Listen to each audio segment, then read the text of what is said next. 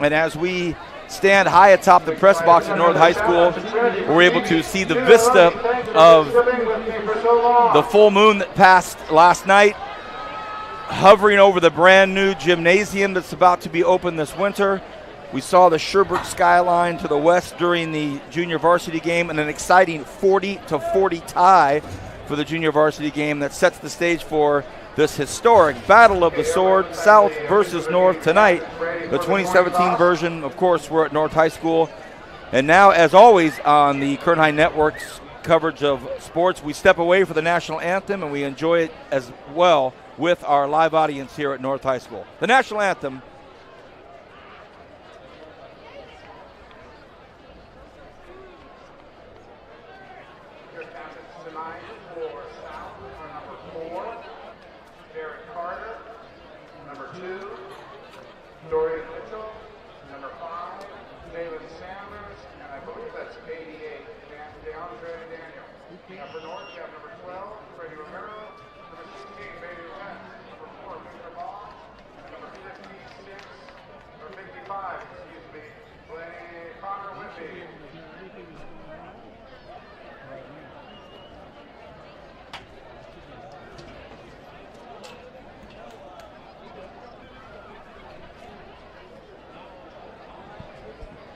Once again, everybody, Vance Palm here alongside Rich Cornford. We're at North High School. The 2017 version of the Battle of the Sword, the captain's meeting at midfield, the national anthem about to play. I'll bring on my partner, Rich Cornford. Rich, these rivalries, some of them last longer than the others, and this one is the longest running rivalry right now other than the Wasco-Shafter rivalry. So let's bring you in to get your perspective on rivalry football games. Hey, there's nothing like a rivalry. When that one game that you may go 1-9, but if you beat your rival, it's a successful year. I had a chance to be part of that Wasco-Shafter rivalry, which I know is a huge one, and I know that the South-North battle for the sword is huge. Coach Brown was saying it's more than a game tonight. That's the voice of Rich Cornford. I'm Vance Palm. It's a pleasure for us to be here tonight. And now we will listen into the national anthem. This is going to be a nice one. Here we go.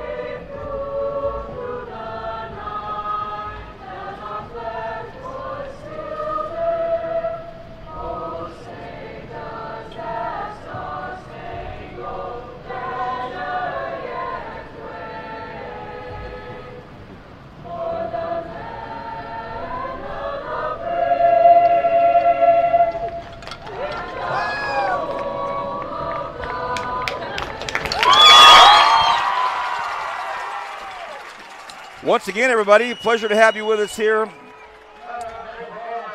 North High School is where we're at tonight. This is the Battle of the Sword, South at North in the 2017 version, a very raucous North High School, and this place is packed.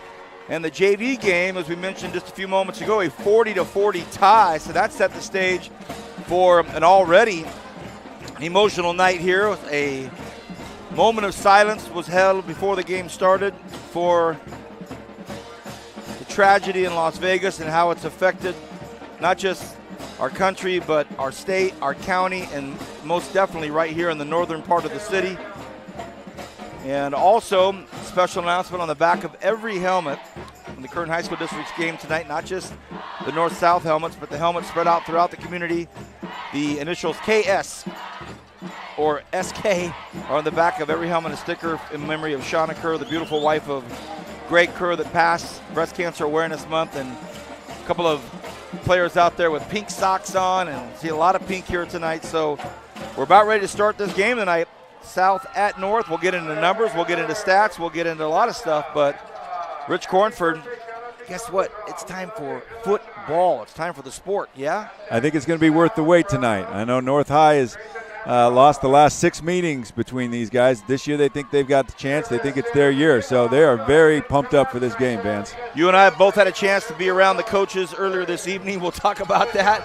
One's laid back with his polo and his khaki shorts on, just kind of hanging out with me down there. The other was quite engaged in the pregame process. Different strokes for different folks. That's what makes this game so great. South at North. South will receive to start the football game off. Here we go. It's low. It's a burner. Bobbled at the 35. Again bobble on the ground. Ooh, man. Ooh, not the best start for the South High kickoff return team, but they held on to the football.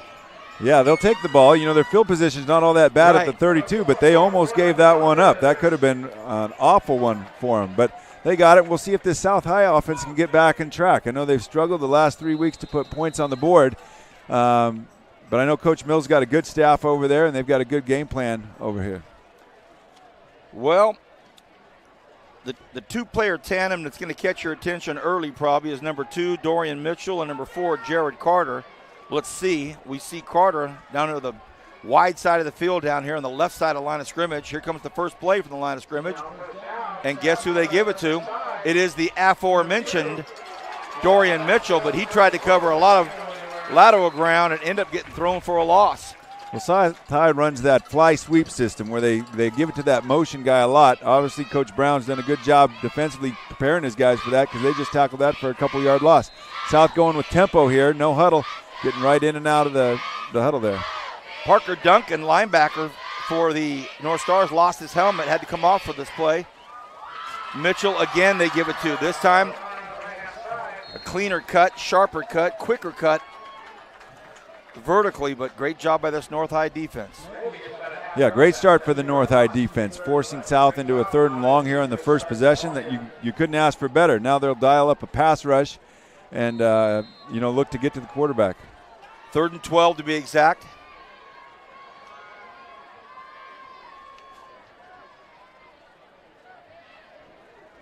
They look to pass. They throw it out here to the near side, and it is caught by Sanders, but he's wrapped up quickly out there. Great job, nice tackle. By the way, the quarterback is Bryson Aguirre for South High School, but guess what? A quick 3 and out for the Rebels, and North High's going to get the football in pretty decent field position. Yeah, Ryan Killingsworth did a great job of breaking on that ball. He gave him the hitch. On 4th and 13, you're going to give him the short stuff, give him a dime, but don't give him $1. I should say 3rd and 13. Brings up a 4th down, so a big win there for North High in the first possession. Quarterback Gary's also the punter.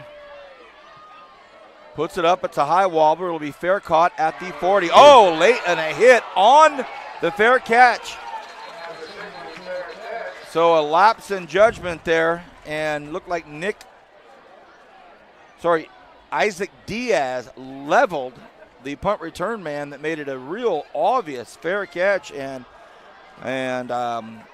that's going to be a big penalty on the very first special teams play for South High. Yeah, that was Cameron Gray on the punt return. Did a good job settling under that ball, calling for the fair catch clearly. South High guy didn't evidently see the signal and blasted him. So North starts with great field position here on the south side of the 50-yard line. Trying to get this thing going. Ball's official on the 44-yard line. So Cameron Gray waves his hand, secures the catch, and goes, oh, that was relief. Bam! First play from the line of scrimmage for the North High Stars, and it's a blustery, strong, hard run by Chris Romero. Quarterback, by the way, is Bailey West. Bailey West, a 6'3", 185-pound senior. He's lanky, but he's a commanding presence out there. That was Chris Romero on that strong run, gain of 8. North High going without a huddle here. They are a powerful running team that likes to attack. Empty set with some motion. That makes it hard on a defense, but I think we've got illegal motion. You have the guy in motion while the tight end on this side put his hand down, and can't have two guys in motion like that. March it back against the North High Stars. We're just underway. Welcome, everybody. I'm Vance Palm alongside Rich Cornford. And for the North-South Sword rivalry, we brought in the big guys, K-Dub 1 and K-Dub 2. Kevin Willie, Kyle Weiler. We're not messing around tonight. One of the things with tempo, is how much shifting and motion you can do. Sometimes you have to simplify it, but the more formations you can show with tempo, the harder it is for the defense to line up correctly every time. North in an unbalanced I formation set here. 2nd and 7. And it's student body right. And nice strong run by Blake Shea, or C. It's spelled S-E-A-Y, and in this neighborhood, you never know. Could just be C, Blake C. Strong run there, brings them up to about a 3rd and 3, so an early test for both squads, South defense and North offense. Well, I wouldn't be surprised if North didn't go right at them. They're in a double wing set right here. Quick little pitch behind that, and that's a first down by Chris Romero. Ball's on the ground. Didn't hear the whistle yet. Oh, they're going to say it was down. Ooh. And the big fella comes up with it anyway. Well, North High showing a variety of looks here early on from a no huddle and attacking aggressively up the middle. I know Coach Brown was telling me before the game, Garland Mixon, his center is really the personification of this team. The word he used to describe him was grit.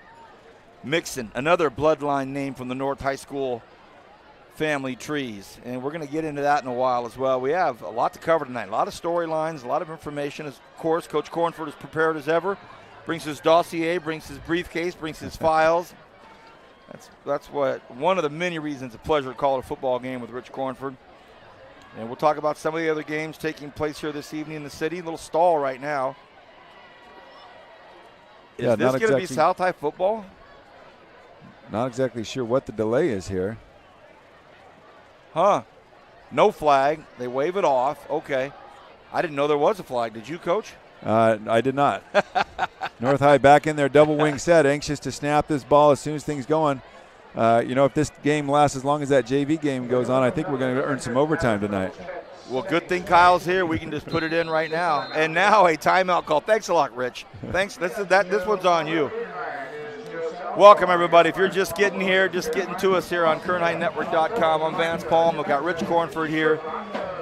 Kyle Wiley, our director, producer, and Kevin Willie, our ultra-talented extraordinaire, pretty much everything, but on camera tonight.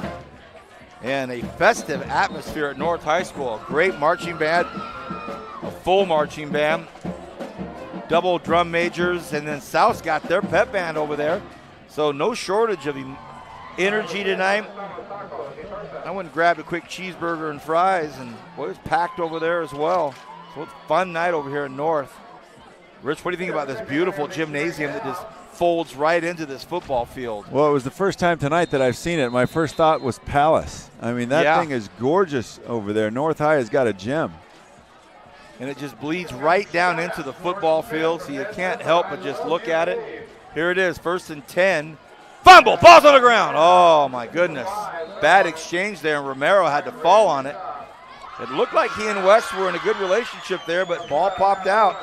Yeah, they gave him a bit of a counter look right there. And, again, when you're using up-tempo and a variety of formations, sometimes you're in shotgun, sometimes you're in center, and you got a variety of plays. Sometimes your execution is a little bit off, and I think that was the problem with that particular play. Back in the double wing here for 2nd and 12. Oh, nice effort out there. Really good job by South High School. And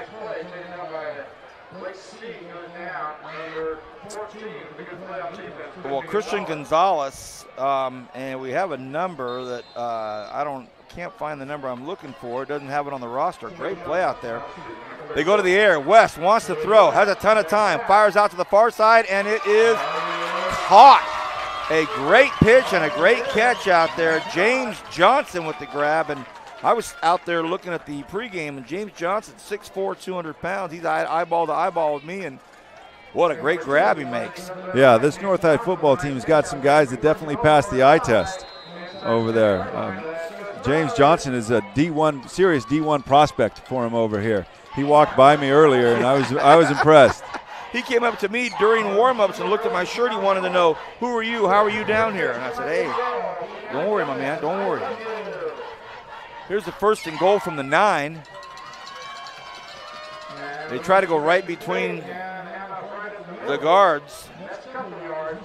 Yeah, that's right behind Garland Mixon over there. And Coach Brown said the offense runs through him.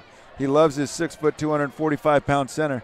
And you're gonna see a lot of that attacking right at South High. And we'll see if for South High they've got to show that they can play physical with North. North in the pewter gray tops, South all white. 2nd and goal from the 6. Oh, what a fantastic defensive effort out there. Dorian Mitchell, the aforementioned Dorian Mitchell, just busts through everything. And a quick wrap-up for a loss of about 4 or 5 yards. And now it's going to be 3rd and goal from the 11, Coach. Yeah, that's a big stop right there, tackling him for loss. And I know Dorian Mitchell's a heck of a good student, too. 5'10", 180 pounds, over 3.2 GPA. So coaches are very excited about him and what he contributes to this South High defense. More on Dorian and his buddy Jared Carter later on. 3rd and goal from the 11. Everybody split way out to the left side of the field. It happens to be the short side. And we have encroachment on South High. So South getting a little eager there. It'll be 3rd and goal from the 6 now. Well, I know Andy Coyle is the defensive coordinator for South High, and I know he's got his work cut out for him because when you're running double wing one set and then shotgun spread the next set, planning for that as a defensive coordinator is awful tough. So he's earning his pay tonight, and Norm Brown is giving him every look in the book here. Well, now Coach Brown switches it up, brings everybody to the wide side of the field, the right side line of scrimmage. Another hard count. Nobody jumps this time. West rolls to his right. West cuts up, wants to get inside, but he cannot. Another great play by Dorian Mitchell. He tracked down West from behind, and I think West was looking at pay dirt, and he says, I've got it, I'm in, and oops. Boy, you can't account for the speed of Dorian Mitchell. Him coming off the edge there was very impressive. And, you know, he's not a huge kid, but plays very fast in Coach Coyle's defense. 4th and goal from the 6. All of a sudden, it's 4th down. And now we see quarterback Bailey West standing in the shotgun, and he's got Chris Romero on his left hip. 3 receivers way out to the left side, the wide side, looking for that hard count again, doesn't get it. West wants to fire into the end zone, does, and it's broken up. No flags. South holds. Great job by the Rebel defense. North High was on the front door knocking. They got pushed to the backyard and never got up there again. Great job, South High. Great job by South High getting the stop over there. Very impressive. It is hard to stop teams that are running a power offense once they get inside the 10, but yet that's what South High was able to do. And now they've got the ball. Let's see if they can get a couple first downs, get it out of their end of the field, and maybe flip field position. All right, South High School with 4:47 to go here in this first quarter. They've got the ball on their own 5-yard line, so they've got 95 yards to go here. And again, the quarterback is Bryson Aguirre. North High showing a cover 4. Over there, South High spread with a guy in motion. Coming right up the middle with it. Go between the hash marks, try to get a few yards, get a little comfort zone, but really they only pick up 1.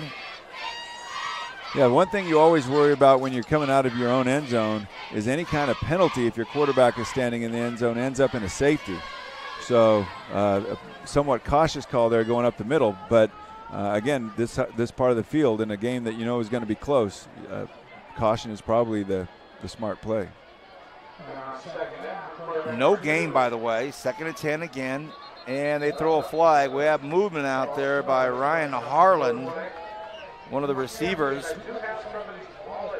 for South High School. He gets called before they get the ball snapped. So as we find sometimes at this level, sometimes, not all the time, but sometimes the first few minutes of the first quarter can be a feeling out process. And Liberty, by the way, up 14-0 right now over Frontier.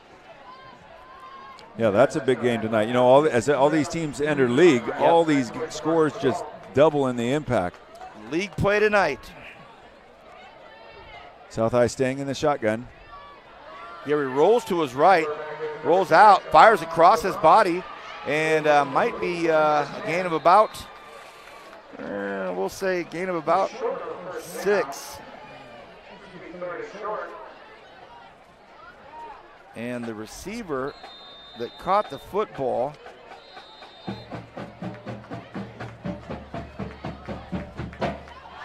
got out of that three-person tackle okay, but one of the defenders that went to put the hit on him is the one that's up and a little bit banged up right now. Coach, you mentioned it, this is league play, so all the preseason work, all the tough scheduling, all the intentionally really tough games are now behind you, but that doesn't mean it gets any easier. Well, yeah, your preseason can do one of two things. You can schedule lesser opponents, try and build your team's confidence, keep your team healthy, or you can schedule the best teams out there, which Bakersfield High and Liberty have both done that, but they've suffered the consequences from it a little bit. We see that Centennial's over Stockdale right now 27-3. Wow. So big surprise there. Wow. But anything can happen in that Southwest Yosemite League this year. Those teams are all balanced, they're all talented, they're all well coached. Okay, 3rd and 3 from their own 13. Receivers all over the football field. But again, we've got a timeout this time called by Coach Mills, and he's not too happy right now. He's quite vociferous with his quarterback. He's having a one-on-one with Gary. He wanted to explain that that's not what I wanted over there, so they had to burn the timeout. 3:22 remaining here in the first quarter. We're at North High School. I've got Rich Cornford with me. Very lucky to have Rich with me. And he is in announcer mode this year, other than the fact that he's the head coach of the Frostoff at Ridgeview. Tell us about your Thursday night squad. Well, we're 5-1 right now. Hey. Just beat Golden Valley 30-6. Got a great group of kids. Must have some great assistants, huh? Yeah, my son is one of my assistants, and then Robert Shahan. So they're doing a great job for me. Good. We got really talented kids, which is the biggest thing, especially on our defensive front.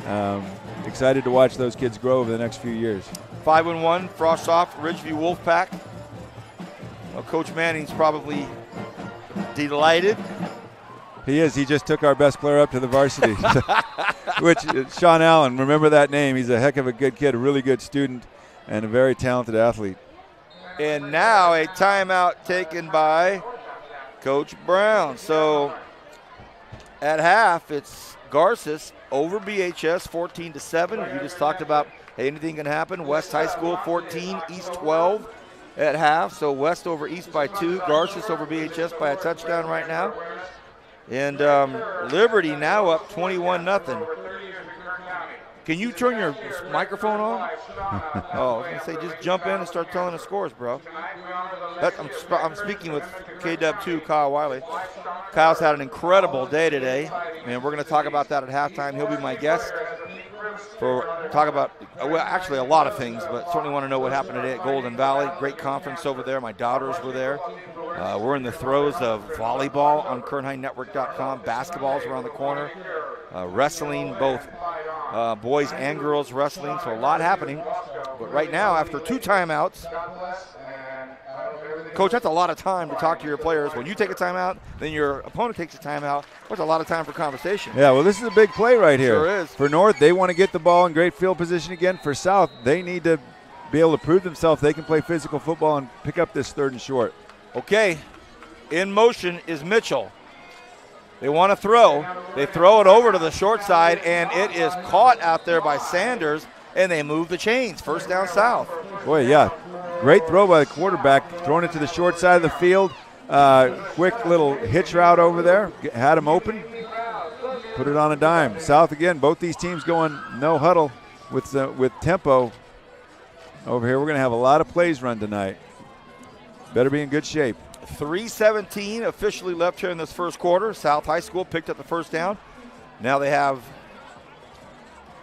the center. Looks like the center is giving some signals. Oh, and there's movement all over the place. No flags. Oh, goodness. wow. I thought for sure there was just some definite movement on the right side of one of the receivers, and it was right in front of the official. I'm not quite sure. Maybe he thought it was part of the play. Yeah, well, again, we had 2 guys in motion. That's where the penalty should have come in. Didn't. So South High's fortunate. They have a positive play, pick up 4, bring up 2nd and 6. They continue shifting guys around, staying in that no huddle look, trying to find the right matchup.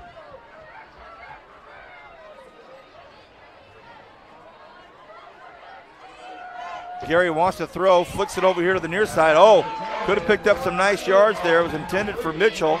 Not a really bad throw, just a little in front of him. Had that been caught, could have been a big gain.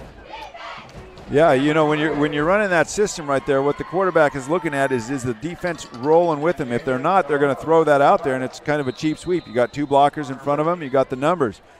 Quarterback put it right on his hands, right where he wanted it, but he wasn't able to hang on. Okay, 3rd and 6, 2.5 left here in this first quarter. Gary wants to throw again, rolls to his right, stops, chucks it. Oh, almost picked off, and it's going to be incomplete. So the drive stalls, brings up a 4th and 6, and South High School bringing on the punt team with 2:31 to go in this first half. Really good coverage there by North High. They had everybody blanketed. The quarterback really had no other options. He started feeling a little bit of pressure from the rush and had to get rid of the football. Looking at this nice crowd at North High School. Not a seat left in the house. This place is packed tonight for the South-North rivalry. Here's the punt, and it might get to the 50, and it does. So they pick it up exactly midfield. It'll be 1st and 10, North High School. This game has a lot of history to it. Our director, producer extraordinaire, Kyle Wiley, in his free time, put together some numbers for us. How about this? South won the Sword in 2011. John Wren brought that Sword back in 2011, kept it in 2012, and then, as we all know, Coach Wren passed away 2013. Fantastic, fantastic human being, and there's some big movement right there as North tries to get this drive going. Well, you bring up John Wren, and there is no better man than him. I had the privilege of playing against him in high school back in 1986, which for me was the longest bus ride home I've ever had. But then getting to coach against John and just know him as a person was a real pleasure.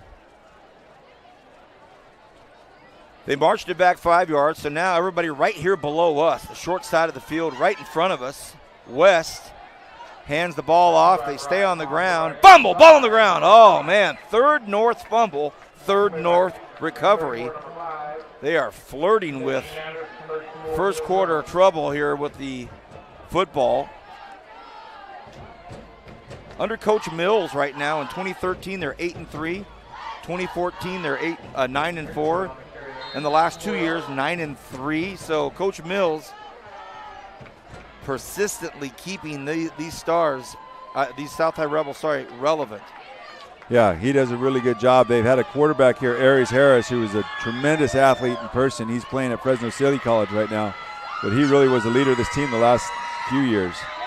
Nice job up front again. Justin Turner with the handoff, and he gets nothing. And there has been some chippiness tonight from the JV game, carried over now into this varsity game.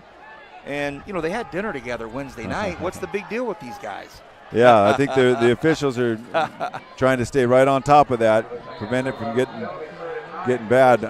Coach, here's a 3rd and 9. North High in an unbalanced set here, heavy to the right, short side of the field. They might run out of real estate, and they do. By the time he had the handoff, he was on the hash marks or close to the hash marks, didn't have a lot of real estate, and a big stop by South High again brings up 3rd and 9. So it'll be 4th and 9 actually, so they'll bring the punt team on. Coach, 4th and 9. Yeah, I think looks like 2 evenly matched teams here. You know, it's going to be special teams and turnovers probably decide this thing. We'll see if South High can get themselves on the better side of the field position battle. 20 seconds left in the first quarter.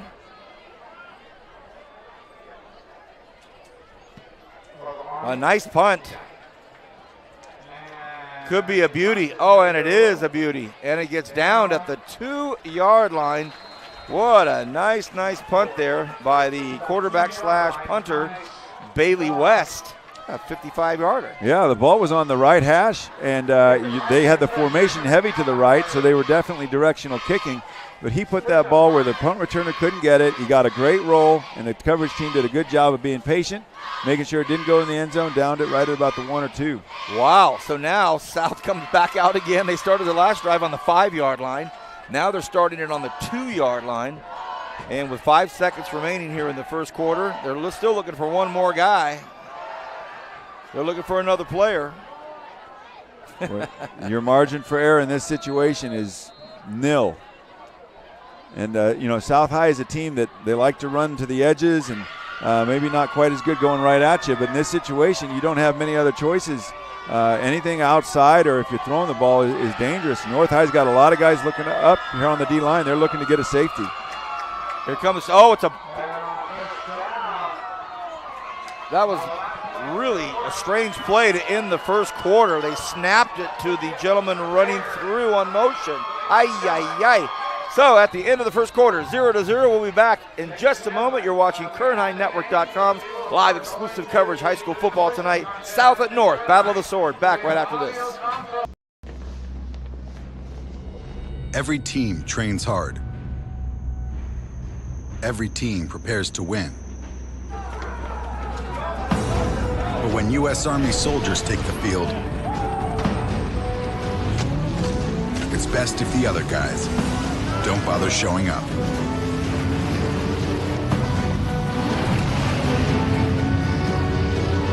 See if you have what it takes at GoArmy.com/team. One thing about Kern Schools is you get to do your banking your way. I'm a traditional banker. I still like writing checks and visiting my branch. As a millennial, for me, it's all about the mobile. And I'm somewhere in between. I still do everything online or through an ATM. So no matter how you do your banking, Kern Schools is always there. That's why we're the #1 financial institution in all of Kern County. Take advantage of our low mortgage rates, including 60-day rate lock and no cost to you. Purchase or refinance your home today. Kern Schools, together we have something special. Welcome back, everybody. KernHighNetwork.com live streaming coverage of high school sports here in Kern County. Tonight's the Kern High School District's exclusive coverage of the South versus North Battle of the Sword. And we are experiencing a quarter break promotion. And it's the U.S. Army, and it looks like they're going to have a push-up contest, but they better hurry up. They're at the 50-yard line, and this is the push-up contest. Coach Cornford and I wanted to take on K-Dub 1 and K-Dub 2, but they tried to say that they were setting up. We had to get the camera set up, Vance. We can't do it, Coach. Look at these two guys. They're going after it. We could be here a while. Wow. I think the lactic acid is starting to kick in right now, making things a little more difficult. The young man in the red is on the doing it on the knuckles. He's got his knuckles down. And the young man in the black shirt, wow. So the technique here is you want to get as many in as you can as quick as possible before that lactic acid kicks in. It's all quantity right now, so the crowd is wrapped in this environment because the play has stopped for a moment. I'll tell you what, these guys are getting primetime television coverage. I'm questioning the depth of the guy in the navy blue right now.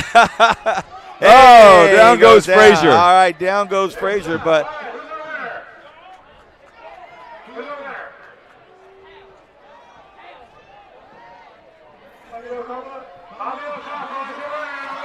all right, there's your push-up winner. I'd say in the neighborhood of 40, maybe more. Hey, he gets a nice Army bag. That is good stuff right there. Well, at the end of the first quarter, 0-0. We're about to start quarter number 2.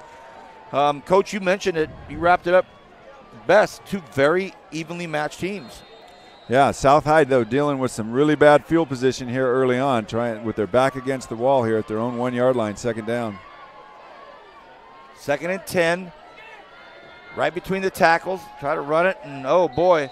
And I don't see the safety signal, but it was close. They say he got out to about the 2-yard line. Okay. Yeah, again, each offense has their own style, and South's offense is not built for this kind of deal. They want the ball in the middle of the field where they can just spread everything out and throw deep and run wide. That's dangerous to do in this situation. Right now you're thinking, hey, we just need to get some room for our punter potentially. Again, I wouldn't be surprised if they didn't run it again. But, Carey's won a couple league championships, kind of dominated that league for the last few years with his aggressive style. So we'll see what they call here. They're going to call a timeout. So not able to get that together. So 11-18 here left in this first half. Still 0-0 here. South not able to put a lot of points up, as you mentioned, 21 over the last 3 games.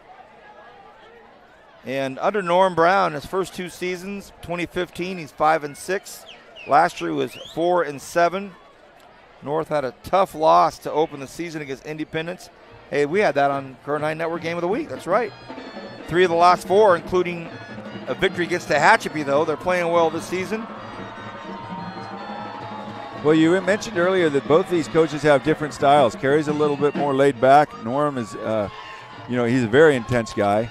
But both guys are fantastic with their kids, and they really coach for the right reason. I've been able to be up with both teams at different times at Hume Lake and just seeing how they work with their kids on building unity and sportsmanship. Very impressed with both of these coaches. They're in the business for the right reason. 3rd and 10.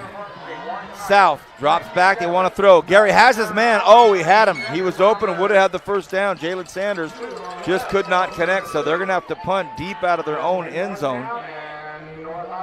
Yeah, good play call by Carey there. They had the guy open. He just didn't finish the catch. I know, in those situations, 3rd and long, you watch for that James Johnson from North with his pass rushing ability. He's 6'4", 200-pound kid that can bring it off the edge as well as anybody. I think he's top 5 in the central section here with sacks. So always dangerous and probably dangerous here in a punt block situation. Here's the opportunity. Return man for North stands at the 29, and he's going to fair catch it at the 30. So 1st and 10 from the South High 30-yard line. North High in a great spot on the far hash, right side of the football field. Directionally, they'd be heading west towards the ocean. 2nd quarter, no score still. Some big games going on tonight. We've already heard some of the scores. We'll continue to get those updates for you. Hope you're enjoying this nice, beautiful weather we have here in Kern County. I don't know how many more weekends we'll have the short sleeves on. Could get a dip here in another 7 to 14 days, but we always welcome that, don't we, Coach? We do, and these North High facilities are really nice, too. They got a nice press box here. I know this is a relatively new stadium. We've already talked about the basketball arena that they've got. So, a lot of great things going on over here in Oildale. They got a good football team, too, so they sure do. To be excited about. This is great. This is good times. Got a lot of texts saying, Vance, you're Frontier Liberty game. He said, no dice. I'm at the game. I'm at the game. North-South. Battle for the sword. 1st and 10. Oh, nice bit of running between the tackles there. Boy, that was a nice-looking run by Romero. Kind of hung on for a minute, dodged one and hit the other. And that's a big run on 1st and 10. So, Vance, again, I've talked about how tough this offense would be to defend. That time they were in like a double wing set to the left, but they had receiver split to the right, motion one guy across and give it to the fullback. Just a lot of different sets that you got to defend. Here's pure double wing. And that quick little pitch to Michael Williams. You got that double wing set, you turn around, and it's like about a 1 foot pitch, but it's just enough for him to get some momentum going. Well, and you get the tight splits in that offense, and you got the guard and the tackle pulling and the quarterback leading through. I mean, everybody's going through that. It's a very tough offense to stop. And when you mix in the other things that North High does, it makes it even tougher to stop. The key for North is can they just continue to execute the variety of things that they do well. They picked up the first down from the 18-yard line now. Hard count, nobody jumps. Great discipline by South. And they try to gain some yards right in the middle of it all. Look at these two guys going at it still. Well, no whistles. shouldn't be any flags because there was no whistles yet. I think the refs are a little slow on that whistle. Well, and you teach your kids to play the whistle, Absolutely. So if they haven't heard it, let's finish them. North High deciding right now, hey, forget the east. Well, I guess they're heading to the west direction-wise, but they are attacking right at the heart of the North High defense here, just saying, hey, we think we're tougher than you, and we're going to prove it. And from what we've seen so far, South is up for the challenge as well. Yeah, they're not backing down a lick. So, by the way, Coach, we've got DeAndre Daniel in there for the Rebels, number 88. He is one big kid. Quick little pitch in there to Romero, and he's stuffed at the line of scrimmage. Yeah, so far what we've seen from North when they get in that double wing set is they're going to run that power play each time, and South High is putting guys attacking that gap. You wonder if North could either throw off of it, which we have seen them do that once successfully, or run the counter off of it. Now they're going heavy unbalanced set over here. No, it looks like 3rd and 6. Oh, a pitch, then an inside handoff. Can they get to the corners? Oh, what a fantastic play out there. Another great play by Jared Carter. That was a really good open field tackle. So brings up a 4th and 6 right now. So as you talked about, North wanting to make a statement, hey, we're here, we think we're bigger, stronger, tougher, let's go. And then South comes up with a play like that, and it starts to question everything. Well, they came with the counter there, and I was wondering if they had that counter in. They came back with it. South High Rebel made a great tackle in the open field to get the stuff. Now, 4th and 5 here, not the ideal situation for the double wing. They might throw from it here or try to get them off sides and get another timeout. So timeout called by head coach Brown from North High School. And where's my phone, KW2? Talked to Rick Van Horn earlier today. I said, Rick, Coach Cornford and I doing the game tonight. I know you're doing that Frontier Liberty deal, but we're doing the game. And I said, why don't you send me some names over from all your years being around football. And for South High, how about this? Class of 68, Brent McClanahan, the Viking, Minnesota Viking. How about Tim Haynes, class of 75, Charles Brim, class of 79, Billy Pierce, class of 79, Jim Duncan, class of 80, Roger Yarber, Mark McGill, class of 84, Corwin Anthony, 84, Rock Raisley, class of 65. So some of these South High names. How about Coach Ward from South High School? We've got some of the Tarvers.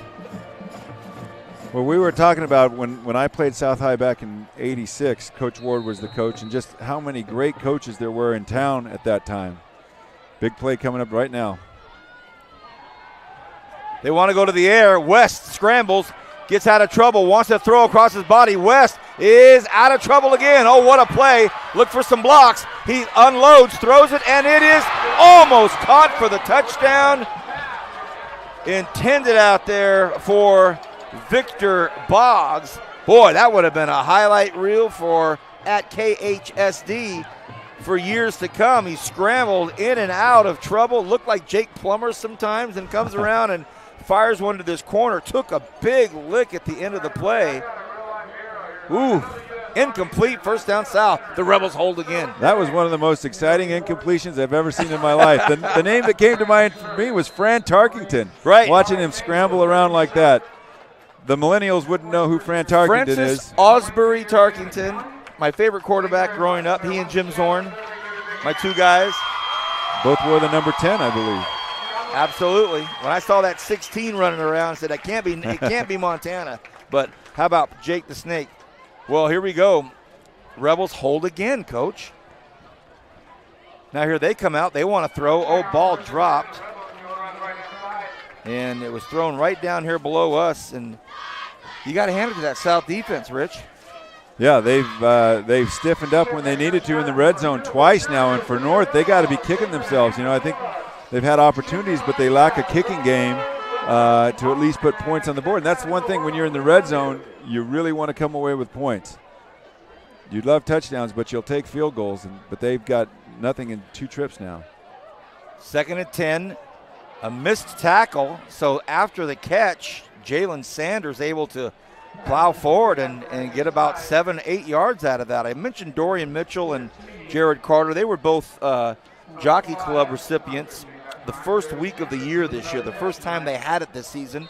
They were there. I happened to be there for my daughter, so I was able to listen into Coach Mills speak of Dorian and Jared. They're best friends on and off the field. They've been together a long time, and they've grown and matured together, and he said it's a great 1-2 punch. Here's a 3rd and 2. They want to throw. They do. It's caught. It's going to be a first down, and nice throw, a really nice throw. Well, that Jockey Club is an outstanding program here in Bakersfield. I don't know how many people know about it, but it honors outstanding high school student athletes from all the sports. And I was fortunate to have a couple of my kids get honored with the Jockey Club Award. And, it's just very impressive when you get to hear the coaches talk about these kids and the fantastic things these kids are doing on their campuses. I think, Coach, when they got up to speak, both of them so soft, so spoken and shy and really, humble. It was great to see these young athletes that you can just tell by looking at them. They're just fit, rugged guys. And then when you hear Coach Mills talk about them, and then the microphone goes to them, and hey, I just want to thank everybody. I'm really thankful to be here. I think the fact that they get to get out of school for an hour and a half, get a big lunch at Hodell's. That's my daughter was like, "Hey, get out of class." I loved it as a coach, getting a chance to get a big lunch at There Hodell's. you go. 2nd and 7, ball goes through the hands of Christian Gonzalez. And our good friend, the director of school support services, was with me there that day, and he and I were kind of having a contest to see who could put many plates away. I won't mention his name, but it rhymes with clean. He was going after plate, and I think we have. Yeah, I thought I had seen that. Damian Meyerless, his helmet popped off and he put it on real quick. But the official said, no, you got to go. And I think it's a chin strap issue, so he's off for this play. 3rd and 7. Gary throws out here. It's picked. Wow.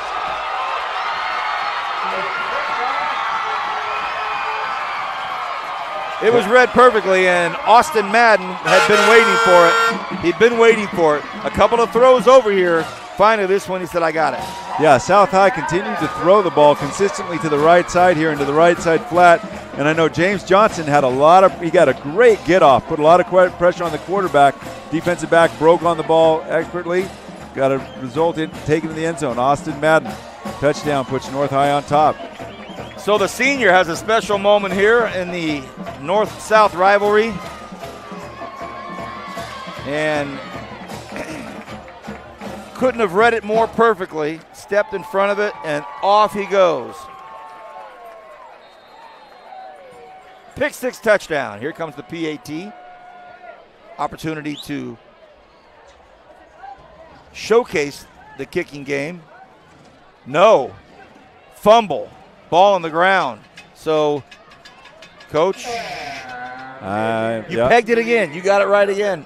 They don't have much of a kicking game over here. And oftentimes that comes back to haunt you. 6-0 the score. North scores first here. The 2017 edition of the North-South rivalry, Battle of the Sword and Battle for the Sword. KernHighNetwork.com live streaming sports. We are high atop this very spacious and welcoming press box in the open air here at North High School. Beautiful night for football. October. Big stuff going on this weekend. This Pac-12 is a never-ending, entertaining conference out here in the Western region. The LA Rams. How about them Rams? And then there's a team playing at the StubHub Center that's struggling for identity and struggling for some traction here in the first 5 weeks of the NFL. Chargers seem to find new and more painful ways to lose each week. Do the Niners have life? Do the Raiders have life? Yeah, hopefully Carr can get healthy for the Raiders again. Our Bakersfield College Renegades off for the weekend, bye week at 4-1. A couple of big games they pulled off already, and a lot happening in the sports world. Here we go. South takes it at the 18-yard line and gets up to the 35-yard line. That's the familiar Jared Carter who catches the line drive kick. So if you're Coach Mills and the South High Rebels right now, what are you trying to kind of got to get some started here, Rich? Yeah, well, you finally have half-decent field position to work with. So, they've tried the fly sweep, on and off success. They've thrown the ball with some on and off success, and obviously the disaster of the pick six there. But I wouldn't be surprised if they didn't take a shot deep, on this possession. Maybe to the wide side of the field over there. You never know. They do seem to favor throwing to their right, but the wide side of the field is to the left. But you better know where James Johnson is. Dodgers are up 4-1 for those of you that are interested in baseball. Clayton Kershaw on the mound for them, so getting 4 runs is a pretty big deal. Coach Cornford angling in with some of his interests. 1st and 10. He's got some time. Gary fires, throws in, runs out of space. Great catch. A great catch, but he... Oh, unfortunate. That was a great catch over there. Quarterback scrambling to his right. Threw a strike over there, number 14. Christian Gonzalez. And I'll tell you what's great is Coach Brown was impressed and helped him up. Said, hey, nice grab, young man. Let me help you up here. Like I said, Coach Brown is a heck of a good guy and loves this North High program. Kind of an outsider. He wasn't raised in Bakersfield here, but he's really teaching these kids to play some good ball. Handoff between the hash marks. And Mitchell with the run, and he gets 6 yards, so that'll bring up 3rd and 4. Ball's going to be at their own 42-yard line. No huddle offense. Gary's trying to get them up to the line of scrimmage, but he doesn't have the play called in yet. He's starting to get it given to him now. It was a good tackle by Parker Duncan there. He really attacked the football. Yeah, he did. Almost brought that thing out. Good job by the running back to hang on to it. 3rd and short situation here for South High. They need to pick up some first downs and get this thing rolling.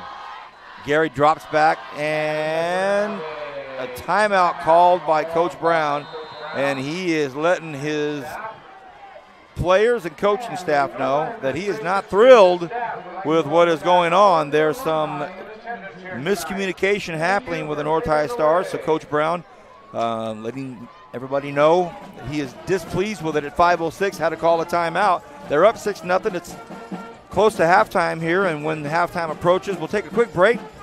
I'll get Coach Cornford's thoughts, and then KW2's coming in. Kyle Wiley, our director, producer, coordinator for the school support services. I want to take an opportunity to thank Kern Schools, Federal Credit Union, PAV Solar and Communications, Premier Lighting, Tony's Pizza, United States Army, and of course Raymond's Trophies. We will be awarding tonight the Tony's Pizza Player of the Game. It's a fun thing we get to do, and even more fun for Kyle. He gets to go on campus next week and go into the classroom and present that winner for whatever sport it is, the Tony's Pizza Player of the Week. How about this? Garces up 17-7 over the Drillers right now up on the east side. Next week, I'll be calling Garces at Centennial. Oof. Pass out to the far side, and look out to the 40, the 20, and there's no flags, and Dorian Mitchell,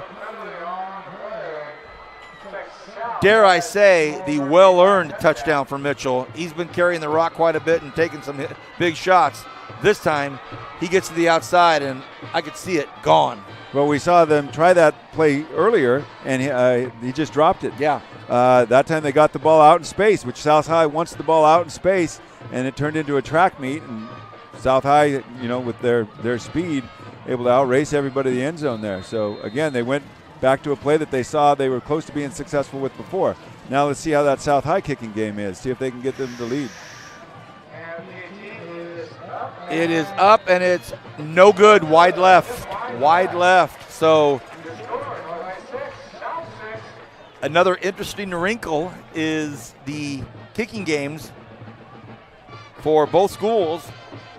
Because, Coach, when you got a great kicking game, a really solid kicking game, you have an opportunity at home to beat the defending world champions on a Thursday night game in front of the entire world. But the Tampa Bay Buccaneers missed 3 field goals last night. So my point is, when your kicking game's good, it's a weapon you plan around.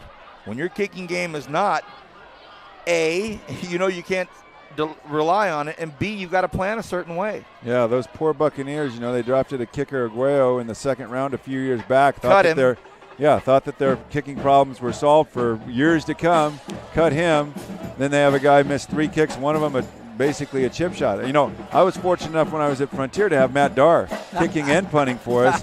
And the year we played for the Valley Championship there, 2009, he won at least 3 games for us because of his kicking, ability to throw off a fake kick, kicking 50-yard field goals, punting the ball that couldn't be returned ever. I think we gave up 4 yards of punt return yardage that entire season with him kicking the ball. And it's just such a huge weapon. And a lot of times you don't notice it until you don't have it. And, both of these teams, it's cost them already in this game. That's a great point. And Kyle Wiley has put together some great footage of Darr on the KernHighNetwork.com and some of our archives. Here's a small little 8-iron for the kickoff, about 27-yard line, so it'll be pretty decent field position for the North High Stars. 6-6 is the score. Really nice football game taking place right now. 2 very evenly matched teams, different styles, different approaches, different personalities. But when it gets down to it, it's a nice, even football game. If I'm North High, I'm not satisfied with that field position, though, because they don't have a kicker that can kick it into the end zone. You want your deep guys returning that, move everybody up, and don't fair catch that thing. Hey, get 6-7 yards with it. There was no pressure on him. Nobody was about to hit him. So I've always tried to teach my guys, they put it short like that, we're going to, hit somebody, and we're going to take that thing right to the sideline as quick as possible and get what yards we can out of it. They move the ball to the middle of the football field, right between the hash marks. 1st and 10, 4:50 to go here in this first half. And quarterback for the Stars is Bailey West. Took a shot last time he was on the football field. Throws again out here, and this one's picked. And it is a touchdown. A pick 6, and they gave it right back to him. And Davion Williams did exactly to Bailey West. And just like that, the pick 6 right back at him. Great read by the defensive back there, cutting in front of that throw. Again, North High trying to get tricky. That was Davion Williams over there with that pick. Great instincts over there. Took it back for a touchdown. Dove into the end zone at the very end. He outraced the official by about 20 yards. So the sideline official got down to the goal line and said, yep, he got in.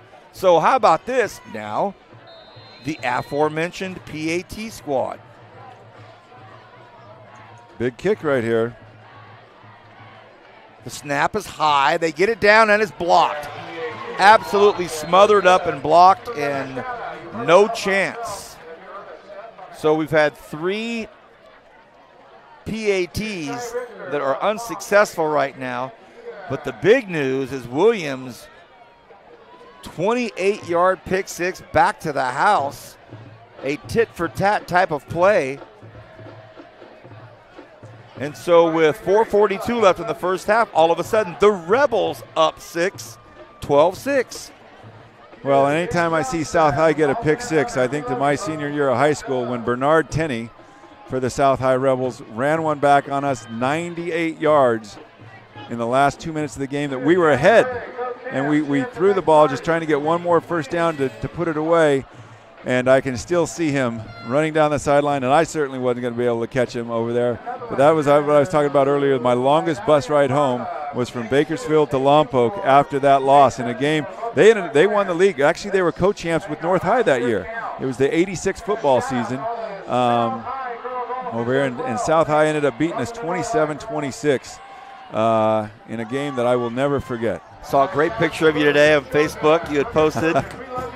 Yeah, that was me with Jake Brown. He was the other co-captain my senior year. And we were the Northern League champions that year. And so it was a heck of a ball game. Don Ward, the coach at South at that time.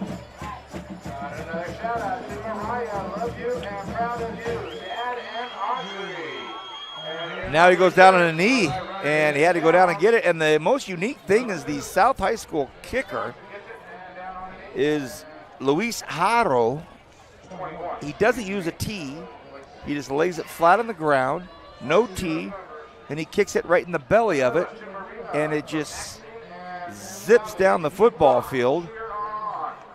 Well, it's working for them. They're keeping North High with, back at their own 25-yard line. Now South starting to get a little field position advantage.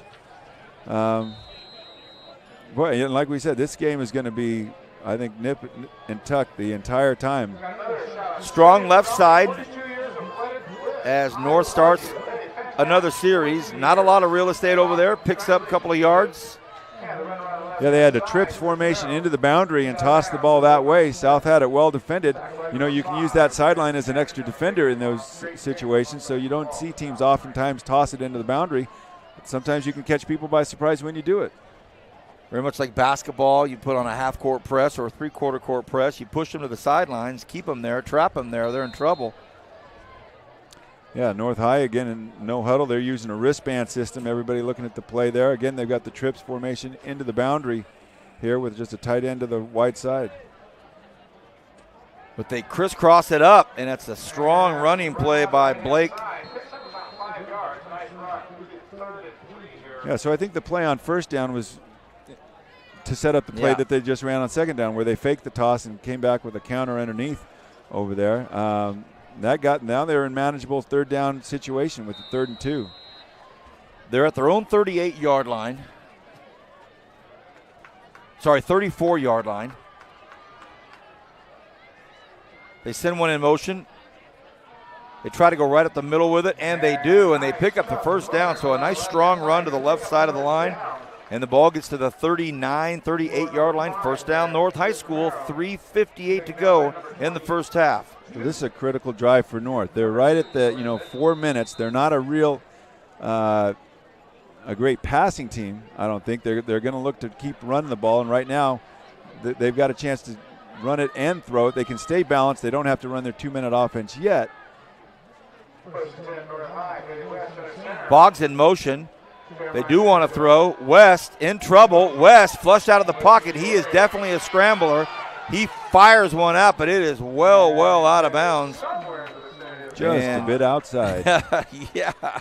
That was over the North High School mascot Bell into the track. So he's a scrambler. Brings up 2nd and 10. The protection broke down quickly, so he had to get out of there. Yeah, but boy, he is exciting. He's got the mobility. His receivers could have done a little bit better job working back to the ball there. But I think it was just a 2-man route. So once option 1 and 2 were covered, he had to buy some time for himself. Probably did a good job of throwing that thing out of bounds. 3:32 left in the half. 2nd and 10 for the North High School Stars. West pumps left. Look out, gets out of it again. This time West wants to run, slides and gets down to about the 44-yard line. He's an exciting young man. His name is Bailey West, 6'3", 185-pound senior. Great baseball player as well. You can see he's got the skills, got the talent. All right, 3rd and medium here for the North Stars. 3 minutes left on the clock. They're having trouble getting guys open against this South High defense. South's going to run a mixture of stunts and coverages on you. They bring 6. Here comes the blitz. They flush him out of the pocket again. This time they get him. A great job by South High School. Jared Carter gets in there quickly, and there was just no time for West to do anything. Timed perfectly by Carter. Yeah, Coach Coyle did a good job calling up the defense there. Sent 6-man pressure, which means they're man-to-man at every other spot in that situation. It was a little bit of a delayed blitz. The hole opened up. You saw him come there. And a good tackle on a quarterback, Bailey West, that's tough to bring down. They do it again. That South High defense comes up right when they need it. That could be a storyline this evening. the timely stops by the South High defense. And again, you just can't miss that huge presence of number 88, Andre Daniel. North with a spread punt formation over here. Last time the punter did a good job of directional punting. Low snap, bobbled, gets it off. Not a good punt at all, and it's going to hang out in the middle of the football field and goes down at the South High School 47-yard line. So the low snap handled by the baseball playing quarterback on the one hop, but boy, that sure stalled things, and he couldn't get a good punt off. So now South with 1:46 on the clock remaining in this first half. Boy, if they could dial something up here, what a way to get out. Yeah, and I know North High is just glad to get that kickoff after that low snap over there. Their coverage had to overrun the football. It ended up bouncing behind them all. Bryson Aguirre, the quarterback, throws it out here, and it's caught by Mitchell again. Mitchell up to the 42-yard line, so they get it to the guy they want to, and he gets inside North High School territory to about the 42-yard line. So South is clearly not interested in going in with just a 6-point lead. They want to put more points on the board over here, attacking aggressively on first down, 1:32 to go. Gary throws across the middle. Oh, and it's picked off. It's intercepted. And he read it perfectly. Freddie Romero stepped right in front of it. It was a slant right inside. Romero stepped up and said, I've got it. So that drive stalled. So we've seen some key turnovers here tonight in this first half. And South High School was feeling it on offense, had a good play to start off this drive with some time left, good field position. They threw it away. Yeah, so we've seen both teams turn the ball over on offense. Both defenses have scored already. We've seen some struggles on special teams. Be interesting to see if North is going to take a shot out here. They do have man-to-man coverage on the bottom. Rebels look like they're bringing everybody. But they drop back. West throws over here to the near side, and it's caught about the 46-yard line. So caught by Victor Boggs, another senior. A lot of senior leadership. Great basketball player. We called him last year inside the old gym. North High right up on the line of scrimmage, ready to roll here. Under a minute to go. West looks like it's a screenplay. But now West fires down low, a little too low. Had a man kind of open for a minute. For a minute, James Johnson was there for just a second, but kept it where nobody else could get it as well. Well, it was tough. Bailey West was rolling to his right over there and then trying to throw back to his left to a moving target. I thought he probably should have taken off and run there. Could have ran for the first down, which would also stop the clock while they move the chains. Had a lot of real estate, Rich. And he's a really good runner, so wouldn't have been surprised if he didn't make a couple guys miss. Well, here's a 3rd and 2 with 49 seconds to go. That quick little pitch.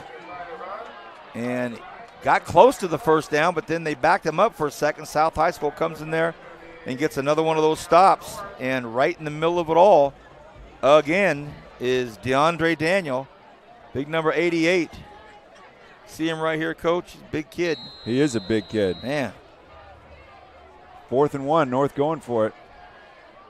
Fumble, ball on the ground. So just like that, with 19 seconds left, South High School is going to get a shot at it. Well, South High is definitely adjusted to that double wing, and then North has a little trouble executing there on 4th and 1. Ball ends up on the ground. I wouldn't be surprised if South not aggressive. Now, it hurts when you don't have a kicking game with 19 seconds left, because if you did, you think, hey, we just pick up about 20 yards and kick a field goal. But I think they're going to need to get the touchdown, and that's a lot harder to do when you're 45 yards out. They have one timeout, so if they were to get half of it in one throw, call the timeout and get the other half in the end zone, it's possible. Gary comes in, quarterback.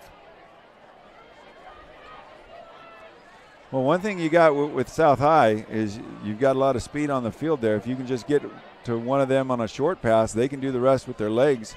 There they go with the draw play. They go with the draw to Mitchell. He's still on his feet, chewed up some yardage, and Coach Mills is going to use his last timeout. So with 10 seconds to go in this first half, oh, we got a Rebel down.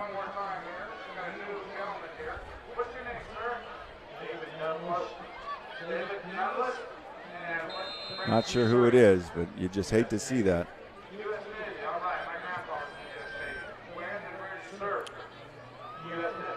Ooh, and it is Dorian Mitchell. So it looks like he's up. He's going to be okay.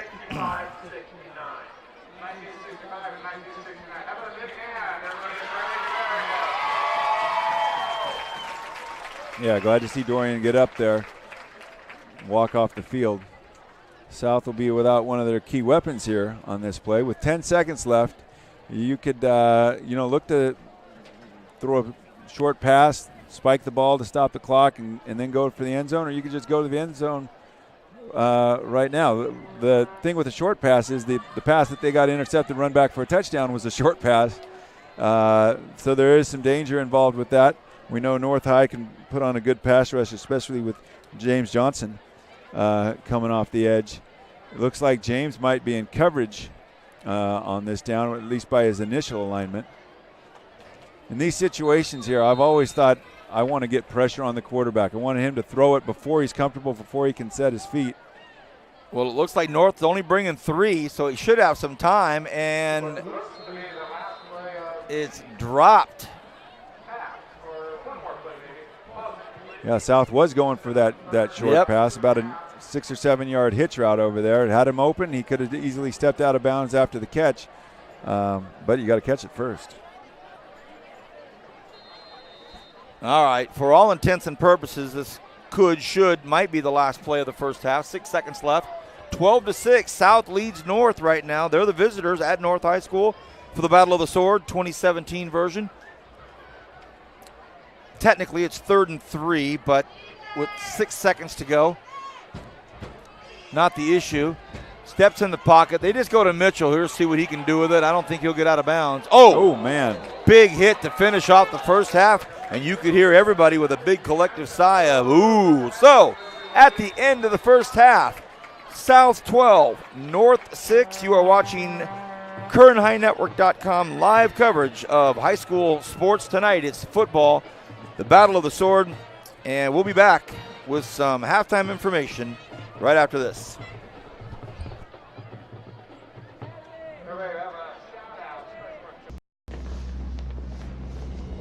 Every team trains hard.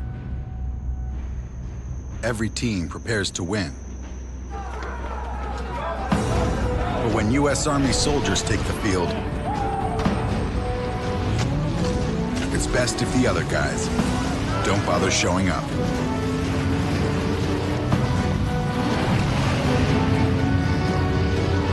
See if you have what it takes at GoArmy.com/team. One thing about Kern Schools is you get to do your banking your way. I'm a traditional banker. I still like writing checks and visiting my branch. As a millennial, for me, it's all about the mobile. And I'm somewhere in between. I still do everything online or through an ATM. So no matter how you do your banking, Kern Schools is always there. That's why we're the #1 financial institution in all of Kern County. Take advantage of our low mortgage rates, including 60-day rate lock and no cost to you. Purchase or refinance your home today. Kern Schools, together we have something special.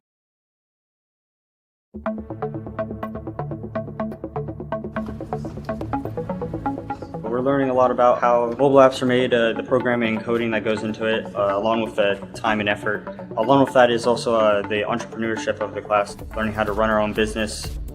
We're also learning basic marketing skills, people skills, graphic design, and social media marketing so that they can freelance, they can work on their own, they can apply for a job, they can go to BC or Cal State or any other university who offers programs that are specific within the mobile app development concentration or business concentration. With my future and career, I do plan on being somewhat of an entrepreneur, owning my own business, sort of a clothing brand line. And so this will definitely help me out with possibly an app for my company, and the entrepreneur part helping me be able to run my business as smoothly as I can make it go.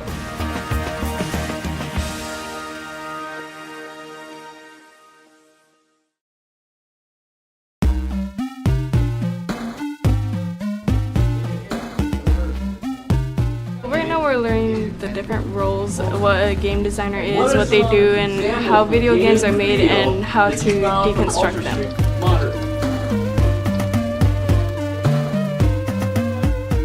We're also going to be teaching the hard skills, which includes learning the Unreal Engine. What the Unreal Engine is it's a game development tool that students will be able to use to make their very own video games. And this is something that actually industry professionals use every day to make some of the top-selling games.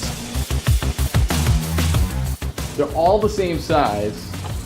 You're all on the same plane. There's no undulating terrain or anything like that.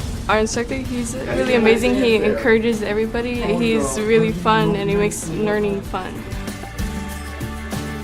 So they've got top-of-the-line computers here and they're set up to excel. I would be surprised if other students their age coming out of high school would have anywhere near the level of expertise that these guys are going to have.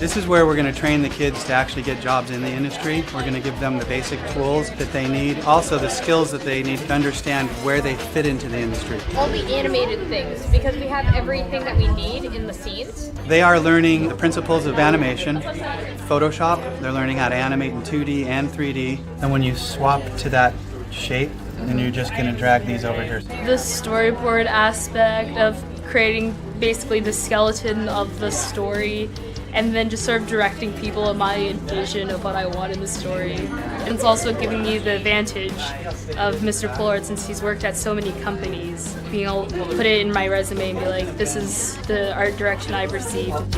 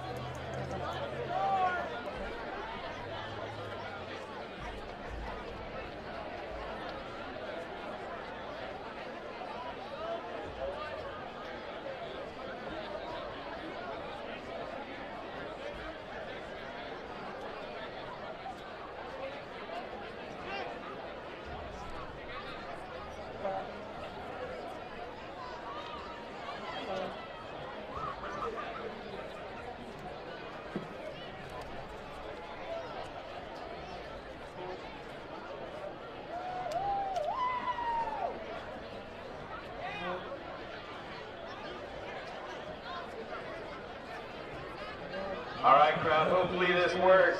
We're going to first welcome the class of 2021. Barnacle Boy turns to the dark side, and Mermaid Man, with the help of SpongeBob and Patrick, has to get Barnacle Boy the victory belt back from the rebels. Give it up for the class of 2021.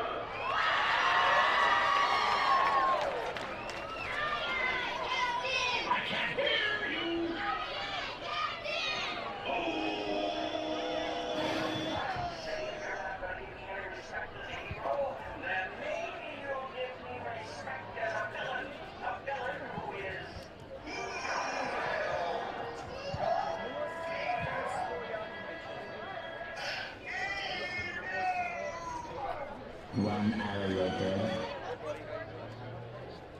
2 hours later, 3 hours later. These three have named their new alliance. Every villain is Lemons, otherwise known as evil. What can we do? When will this crime wave end? How will we defeat the evil? Why am I asking you all these questions? Mermaid Man, where are you? How are you gonna beat all three of those guys by yourself? You're right. It's not about winning, it's about fun. That is for friends who do stuff together. U is for you and me. And it's for anywhere and anytime at all. A fish for fire that burns down the whole town. Use for uranium. And it's for no survivors. Well done. Those things aren't what fun is all about. Now, do it like this. That is for friends who do stuff together. U is for you and me. And it's for anywhere and anytime at all. Now that we have Barnacle Boy, all we need are the North High football players to help us get back to Victory Bell.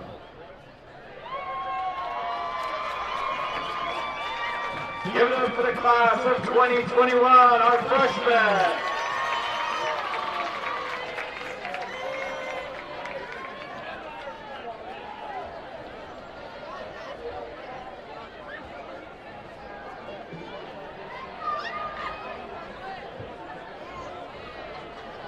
Up next, we have the class of 2020. The sophomore class is coming to you from Gotham City. Give it up for our sophomores. Everything seemed fine in Gotham City after Batman and Robin lost the Joker. The townspeople were enjoying a crime-free day.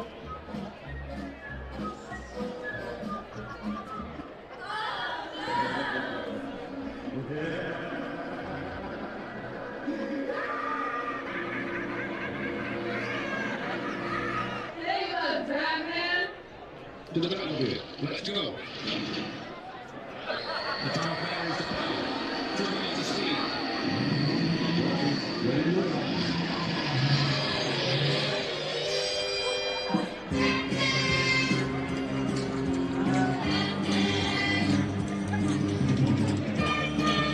Holy stars, Batman!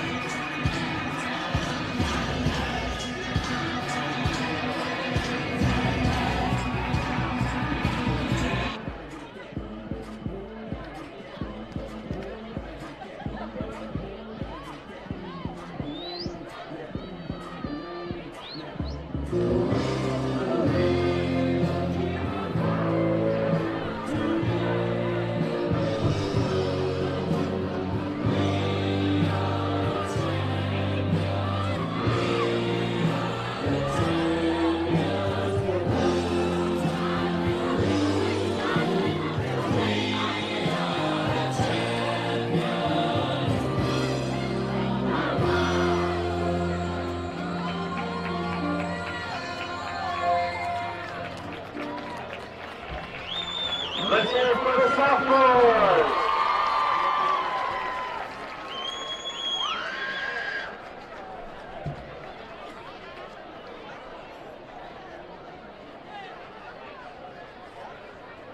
Up next, we have our juniors, the class of 2019.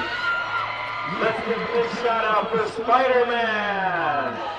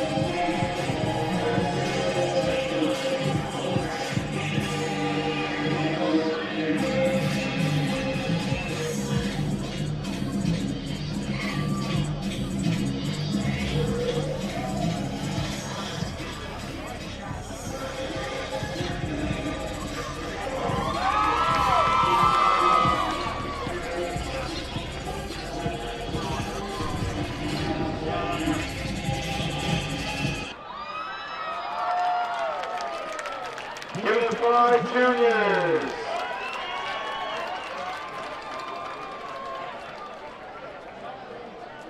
The class of 2018 would like to thank.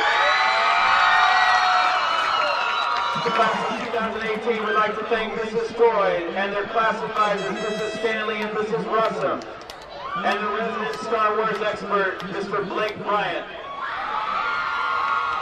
And now for the next installment of Star Wars Rogue 18, the Star Alliance versus the South Empire in a quest to save Star Galaxy and Peace South. The class of 2018.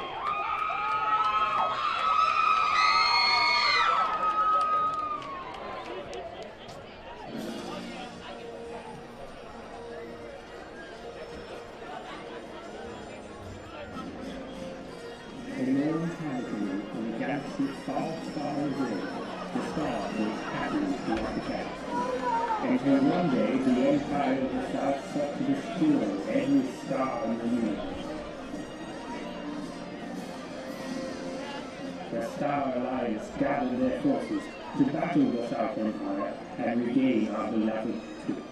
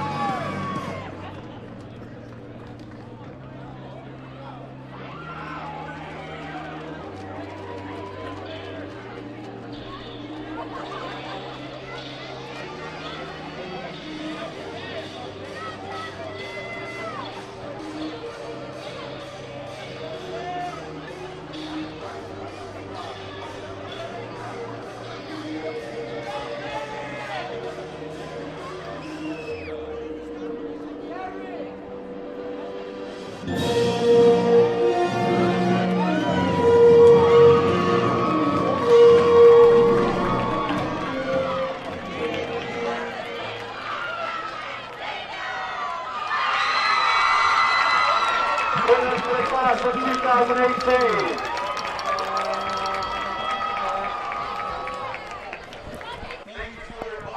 Welcome back, everybody. We're at halftime here. 3 minutes to go on the scoreboard. 12-6, South High leads North in the 2017 version of the Battle for the Sword. I'm going to bring in Kyle Wiley, the director producer of all of our football games, the coordinator for support services for the Kern High School District. Good to see one of my dear colleagues roll through here, and he's as nimble as a deer. Kyle? Yes, sir. So much happening from your desk, from your Absolutely. office. We're out here at North High School, this beautiful gymnasium about to be finished. I mean, it has a college feel where you're on the football field, and off to the right you see this big gymnasium. Yeah. What it gets me fired up for is winter time. Yeah, we're still in the throes of fall sports with football and volleyball as far as what we're live streaming, but we're right around the corner for some cool things, buddy. Yeah, the Monday right after Thanksgiving is a grand opening of the North High Gym, and so North hosts Centennial, and they're going to have both combo varsity boys and girls. And Vance Paul, my friend right here, will be running the play-by-play, and you know it'll be a big event. They have a ceremony. I talked with Aaron Dudo, a longtime North High staff member here, and he was telling me that there's a lot of works in there to make a special ceremony for that night. And then the Tuesday right after that, big preseason game, Ridgeview Wolfpack, BHS Drillers, both boys and girls at Ridgeview. It's going to be a great game. Great way to start the season.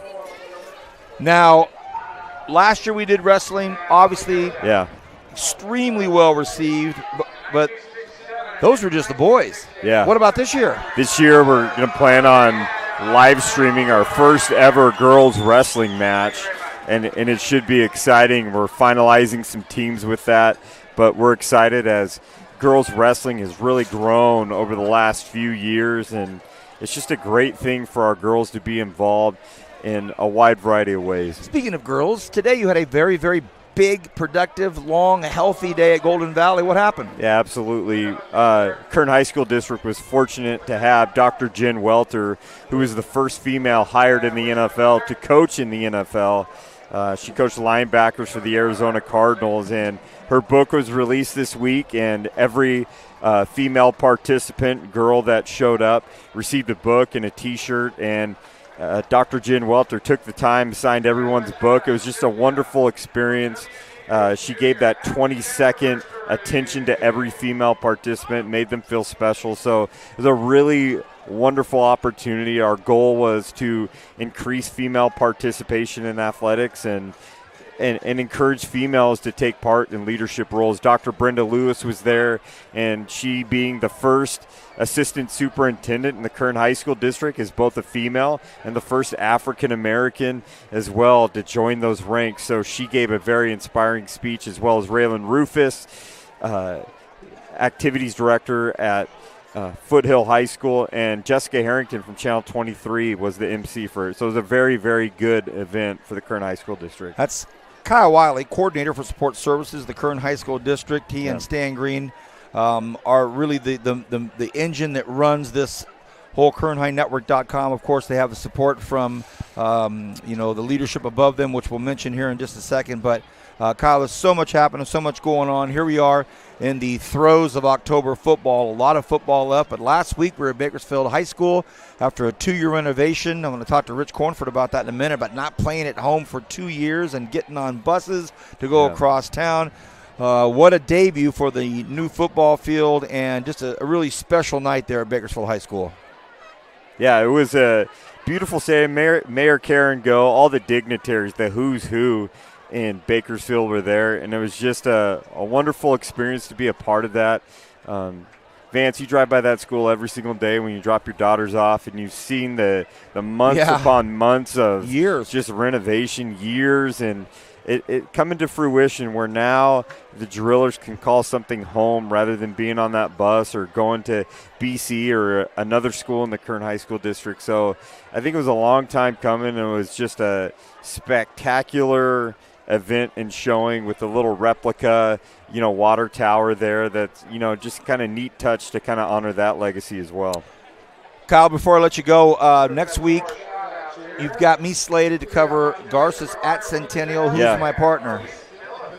I think, I have to go back and look at it, but I think it's the guy standing next to you. But it could change. I have to go back and just really make sure it's on there. Or it could be Rick Van Horn. And do we know our other game? Other game is going to be a good one. Independence Golden Valley. Oh, that is a nice and one. then that'll be a good one, and that'll be me, unfortunately, running the play-by-play with either Rick Van Horn or Rich Cornford. So I like my Northern League guy right here. Rich, he wants the game that kickoff is 8:30, 8:45. Just give him that game. Yeah, and, absolutely. And if it's an 8:30, 8:45 kickoff, that's what Coach Cornford wants after coaching his Frost off last night to another win. With both schools doing homecoming Exactly, at the same time. right. Of course, you want and a 40-40 JV game. That's what Coach Cornford wants. Hey, big man, thank you very much. You want some scores right now? Give it to him quickly. So we got 28-10 Frontier down to Liberty.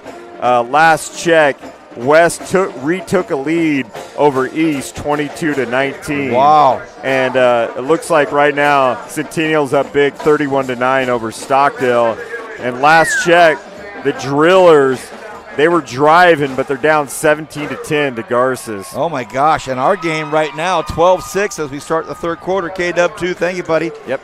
And let's bring back my partner, Rich Cornford, and had a nice little break there during the homecoming halftime thing. Before we get going here, your quick thoughts on BHS having to play on the road for 2 years. Boy, unpredictable, this whole thing. You couldn't pick any of these scores out of a hat. North High School is going to start off good field position. Man, ball can be down at the 41-yard line. Rich, when you're like one of your colleagues, Paul Gola, who's coached against you and you've coached against him, had a lot of head-on-head collisions as coaches, and can you imagine having to take bus rides for 2 years in your own city? And I know your heart's not bleeding for Paul Gola, but still the concept of not being at home for 2 years. It's nice to have that home field and not have to get on that bus. My first year at Frontier, we had to travel. We didn't have our stadium yet. So I can relate a little bit, and I wouldn't want to do it for more than a year. Here we are, starting the third quarter. I'm Vance Palm. I've got Rich Cornford with me, K-Dub 1, Kevin Willie on camera, K-Dub 2, our director-producer Kyle Wiley, who just filled us in with a ton of information at halftime. Hope you enjoyed our footage while we were showing you the homecoming festivities at North High School. This is the annual battle for the sword between South and North. North High School on a 2nd and 6, opening drive of the third quarter. They go right, ball falls on the ground, fumble, and South is going to say they've got it. It popped right into their hands, and the ball is at midfield, and it is South High School football, and it ends up in the hands of who else? I've mentioned him so many times tonight, DeAndre Daniel, the big number 88, and he has the football in his hand. There's a North High School star that is down right on the star. And another one's limping off here, so that could be a really bad series for the Stars. And Coach, the number 70 is Michael Kirkland. He plays next to Garland Mixon, and Michael Kirkland is 6'2", 235-pound senior, number 70. He's a vocal leader on the field as a lineman. He gives a lot of hand signals to his players. I've seen him look back at running backs and give them hand signals. So he's a very involved big tackle. BHS went for 2 and now lead 18-17 over Garces up on the east side. We see their lights. We see lights back over here behind us as well. It's Friday night lights here in the city, so man, some big games to open up with league tonight. This one a big one as well. 12-6. South leads by 6 over the home school of North High School. We have a North High School star, and I don't have the number. I apologize, but we couldn't get it. There was a scrum for the football, and by the time everybody cleared, this young man was still on his back, and Coach Mills came running out from the South High sidelines before any of the training staff from North could get to the player. So possibly he saw the contact and saw the hit. Yeah, you hate to speculate what's wrong with him. Looks like they're getting him up right now, though. I hope.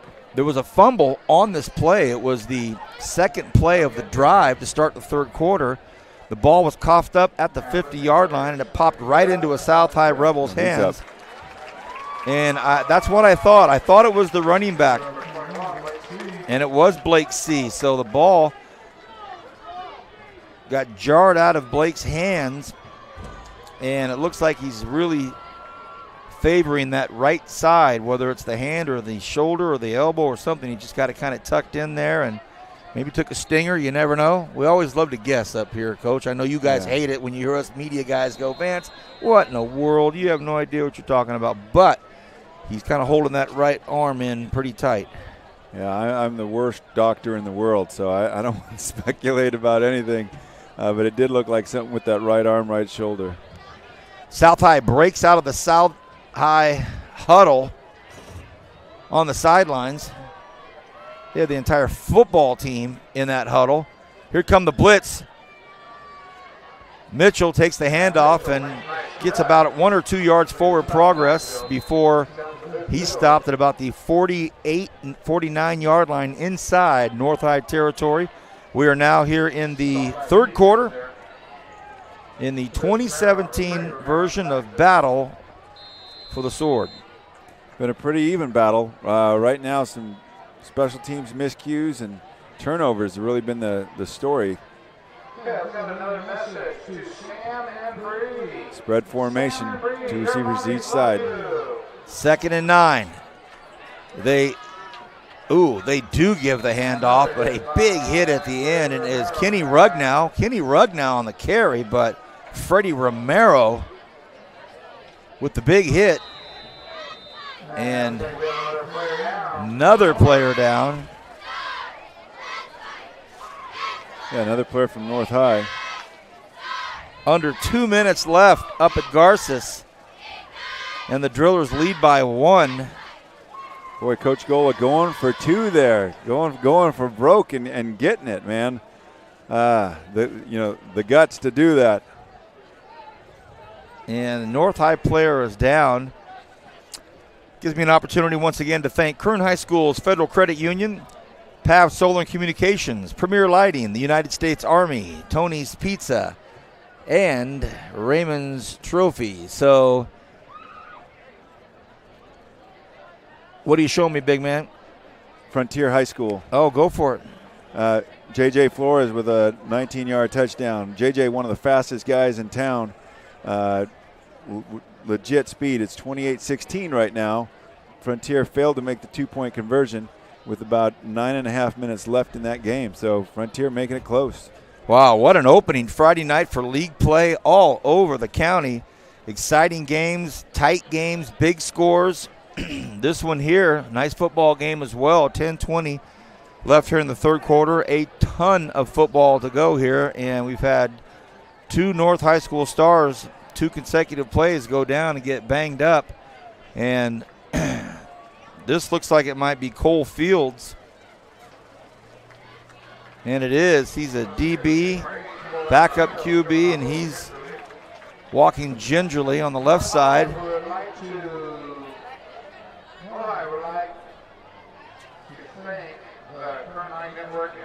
Well, a close game. Depth is going to be an issue here for North High. They keep losing guys here. 3rd and 8. Ball's just inside North territory. Bryson Aguirre, the quarterback, in the shotgun. Throws, has a man open, and it is caught. Wow, a nice strikeout there to Davion Williams. And Williams having a nice evening already. That could have been a touchdown had it been zipped a little bit harder. Yeah, but he had a lot of pressure from James Johnson coming on him. James Johnson has a heck of a get-off. He is so quick off the line. You see why he's a legit D1 prospect, even though he's just a junior.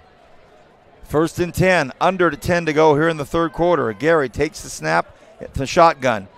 This time they hand the ball off to Carter. Carter looking to get around the corner, cannot. Gets forced out of bounds at about the 23-yard line, so it'll bring up 2nd and maybe 8 or 7. We'll see. You know, as a coach, you can tell who the D1 prospects are because you have to game plan against them. And literally on that fly sweep, James Johnson was triple teamed over there on that play. It worked well enough to get South High 4 yards, so a successful play for him. Now Johnson switches to the other side. Ball right between the hash marks, and it's given to Dorian Mitchell. And they finally blow the whistles, but he had that ball up at least to the 12-yard line. And he wanted to cut to the left and saw Big James Johnson, so it actually was advantageous for the Rebels because the direction he finally ended up going gave him another 6 or 7 yards. So 1st and 10 Rebels. Here comes South. Well, in the first quarter, we saw North get inside the South 20 twice, but come away with no points. That obviously is the difference in the game right now. We'll see if South can put something in the end zone. Gary wants to throw, fires to the corner, and would have been a one-handed grab, but there's a flag on the play, and you never know from this area. It could also be offensive, could be a push-off. You never know. Yeah, they might have had a hold there. There was some contact between the DB and the receiver, and 99% of the time they call it on the DB. So that's going to give them half the distance to the goal from here. That is the call. So South High School, some discombobulation here in the third quarter. A couple of injuries, clock stoppage, fumbles, and with 9:17 to go in the third quarter, South High School, 1st and 4 from the 6-yard line. They can still get another first down. Here comes the freight train that bowls his way into the end zone. Jared Carter. Touchdown, Rebels. We have another North High star down. Slow to get up. He's all right, though. They put that ball in either Dorian Mitchell's hands going one way, Jared Carter's hands going the other way, and as good as the players like James Johnson are and other role players in that North defense, boy, you go left with one tough kid, right with another tough kid. All of a sudden, 18-6, and there's not even a thought of going for the 1-point kick. 3 receivers to the far side of this football field, the right side, the wide side. They throw across the middle, and it is incomplete. So another PAT, 4 out of 4 now have been unsuccessful. We will take a break with 9:11 remaining in the third quarter. 18-6, South High up over North.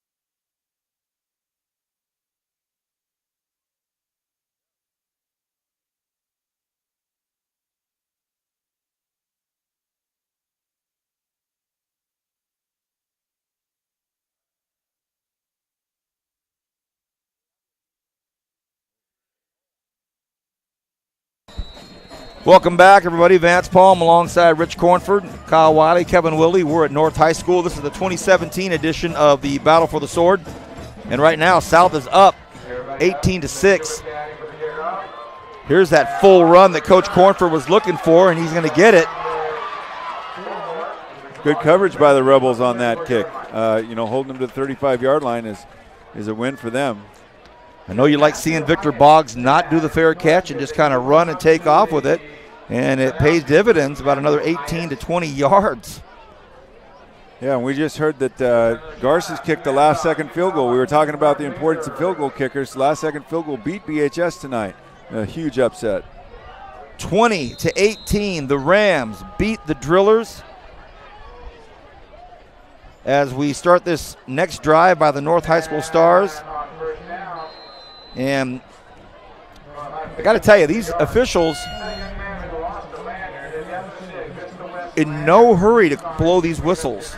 Yeah, they've been letting the play go on a while, which I'm not saying they're bad or good. They're just that's their style. Well, make sure the play is over. That's for sure. Hey, we could have that, or a game in which they never stop. No thanks. North sticking to the double wing right now, just trying to pound it at South. And look at this strong, tough run. You know, that double wing offense, it's not real glamorous, but if you're stronger than the guy in front of you, it is awful hard to stop. There's not a whole lot of diversity to it, but typically you pound the ball, and then you go deep. We'll see if North is going to be patient and just stick in this double wing. Looks like they are. Oh, a big run up the middle. Jeremiah Minifield. And the PA announcer says, wow. The public address announcer said, wow, this South High defense came out to play tonight. So he's somewhat of a verbal raconteur down there, letting everybody know how well the opposing defense is playing. And I would concur. Yeah, well, this double wing basically says they can get 3 yards on any play. And as a running back in that offense, you've got to be willing to take that 3 yards. You got to stick your nose in there. That time it looked like the back tried to get just a little shifty instead of just sticking his nose in the hole and grinding out that 3. As you're saying that, I'm watching Coach Norm Brown tell him exactly that. You got to go up into that. Yeah, they don't want that play bounce. They want to hit it in that hole. You got a number of guys through there.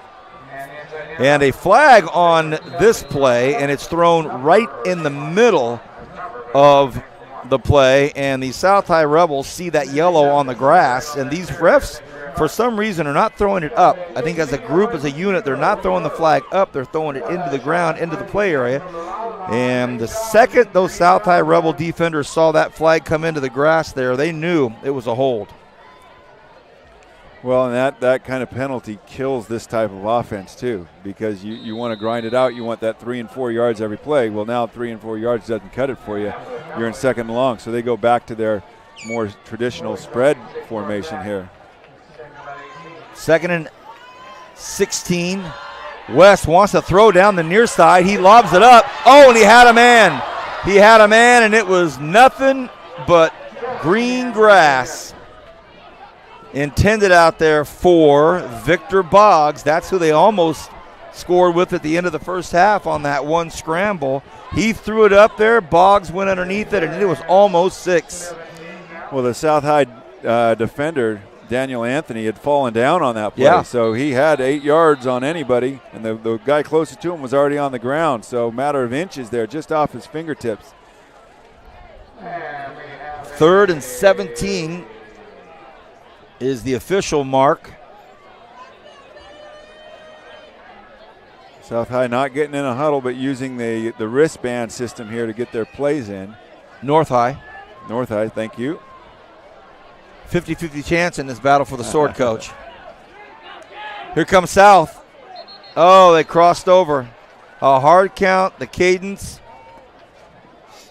by Bailey West catches the Rebels off guard. It was a 3rd and 17 and 0 momentum right now for North High. So they'll take what they can get, eh?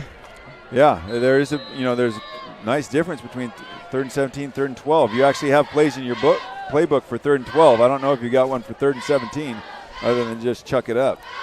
They try to get him again on the hard count. West wants to throw, backed up. He runs out of the pocket, but this is normal for him. Now he's going to get to the sidelines, and he is forced out of bounds at exactly midfield. No flags.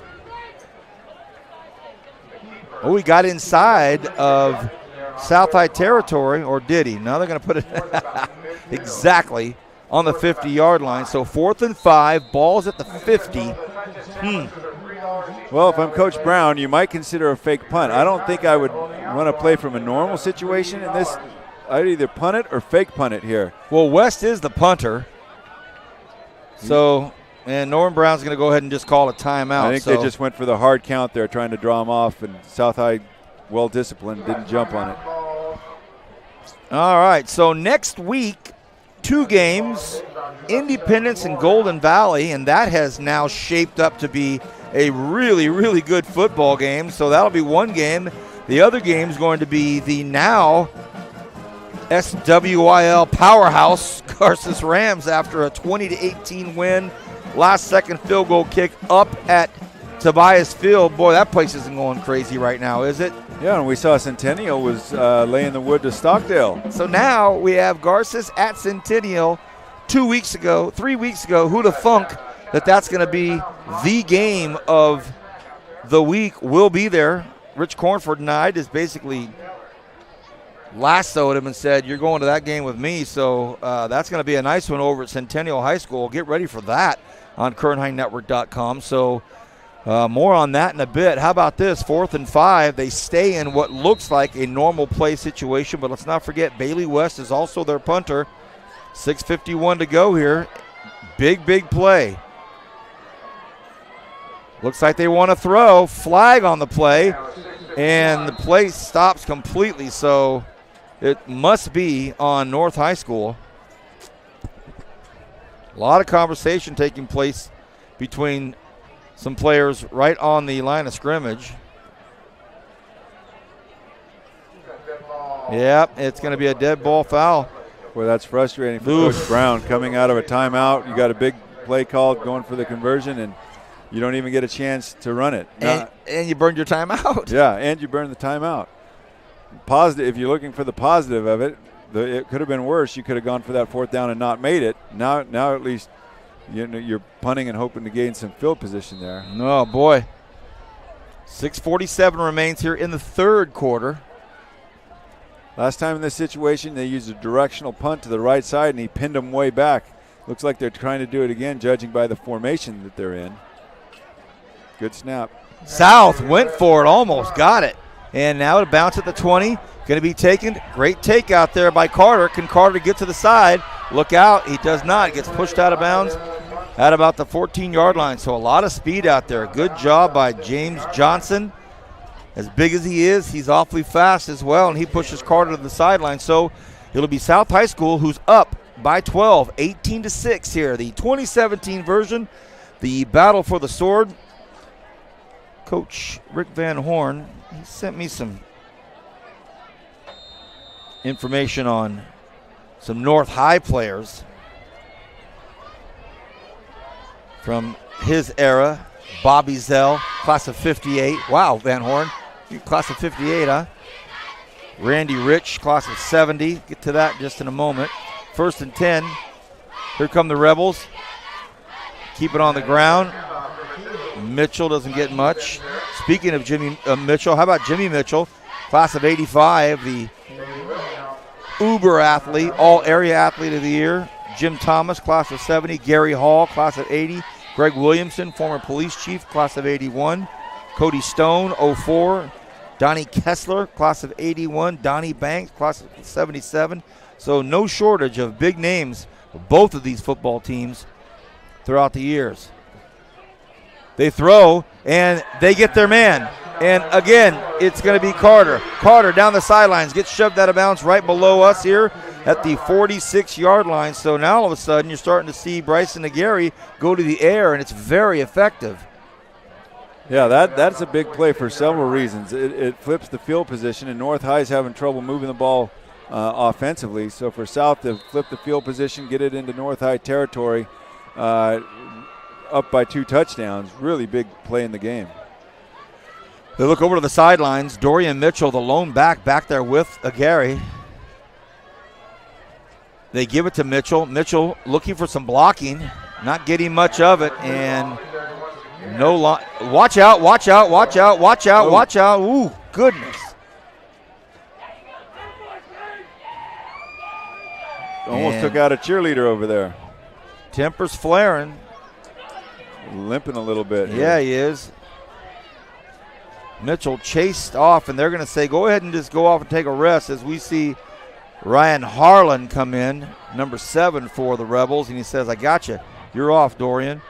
Ooh, that was close. Man, he almost knocked over a couple cheerleaders. Yeah, they're 10 yards off the field over there. 2nd and 6. 5:12 remaining in the 3rd. They were going to go left the entire way, and a penalty flag. Look at this. Still on his feet. Oh, boy, still on his feet.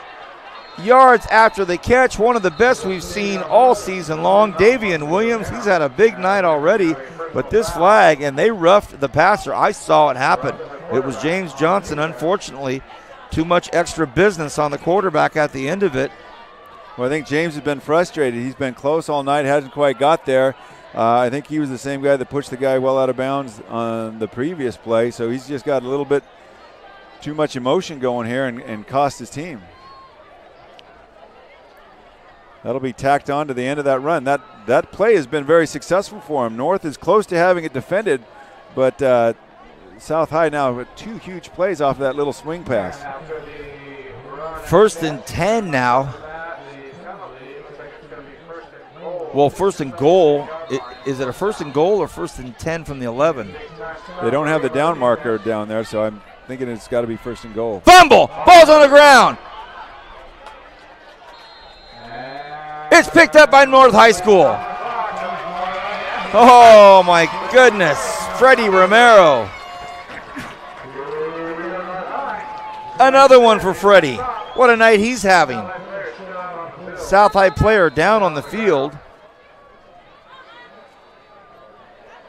And Jared Carter is down, and he has been a huge component of this South High School football team. So he's hopped up quickly. And he and Dorian Mitchell, and they shoulder 80 to 90% of this offensive load. So everybody from South High happy to see him up. But let's talk about this turnover caused by the North defense and another fumble recovery by Freddie Romero. What a night he's having. Yeah, and boy, what a time to have that. They could not afford to go down 3 scores here. It's going to be tough for them just down 12 points. But, another touchdown by South there might have iced this thing for them. North High has shown some potential offensively, but they've just been a few inches short a couple times. So they can get something going here. But, boy, the South High defense has really risen to the occasion tonight. Been very impressed with Andy Coyle's defense. Here we go, 1st and 10. They want to go to the air. West fires it again down this side. This time it's caught by Boggs. Boggs brought down to the 45-yard line. And had it not been for the tackle of Sammy Gutierrez, that would have been pay dirt. Beautiful strike. What a pass. Yeah, when you're in that double wing offense, you're packed so tight on the inside that it does open up a lot of the field for the passing game in running corner routes, out routes, and vertical routes. And there they had 2 corner routes going. Bailey West, the quarterback, put the ball in there beautifully. We've seen him scramble real well. That was a great pass. They come back right against us in the reverse. Nice play, and it's going to pick up 9 yards, maybe 10 again. And a really good job by Jeremiah Minifield. Yeah, that was good patience by Minifield that time, Vance. He, looked like he might be stopped for no gain, made a little cut inside, made another cut outside, and really maximized the yardage he got. 2nd and 1 is a beautiful situation to be in for North High right now. You love to call plays in these situations. They come right back at it. They do pick up the 1st down. That's Justin Turner, the junior. He's 5'9", 160.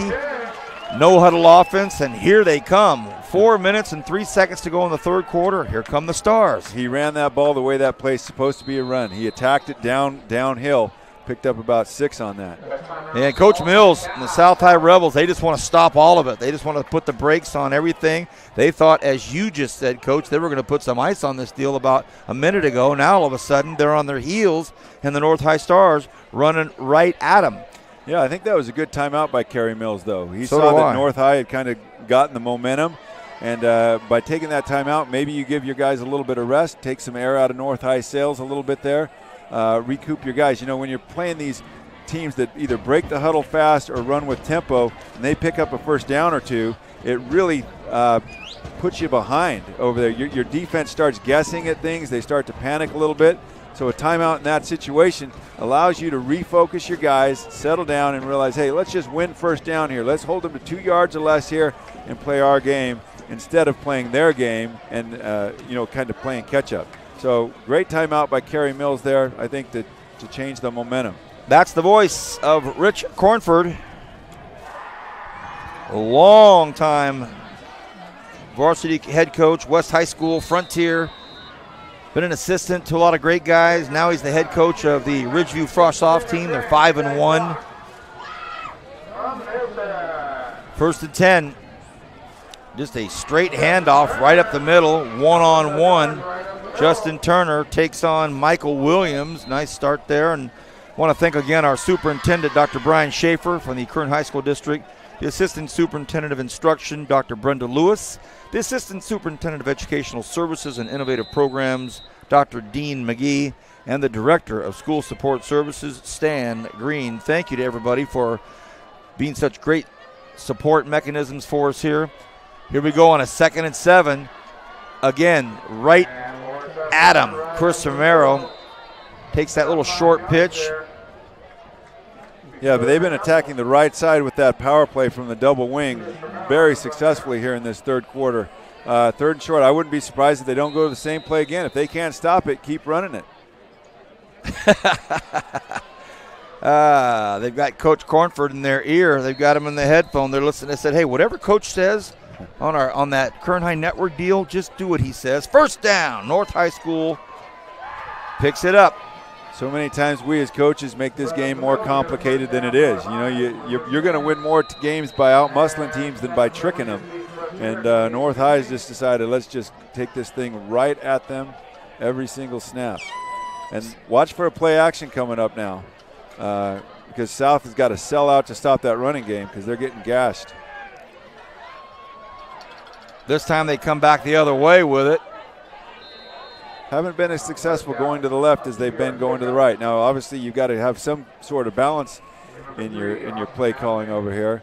Watch for him to run behind James Johnson. They've used him as a lead blocker a couple times, and he makes an impact on whoever he hits.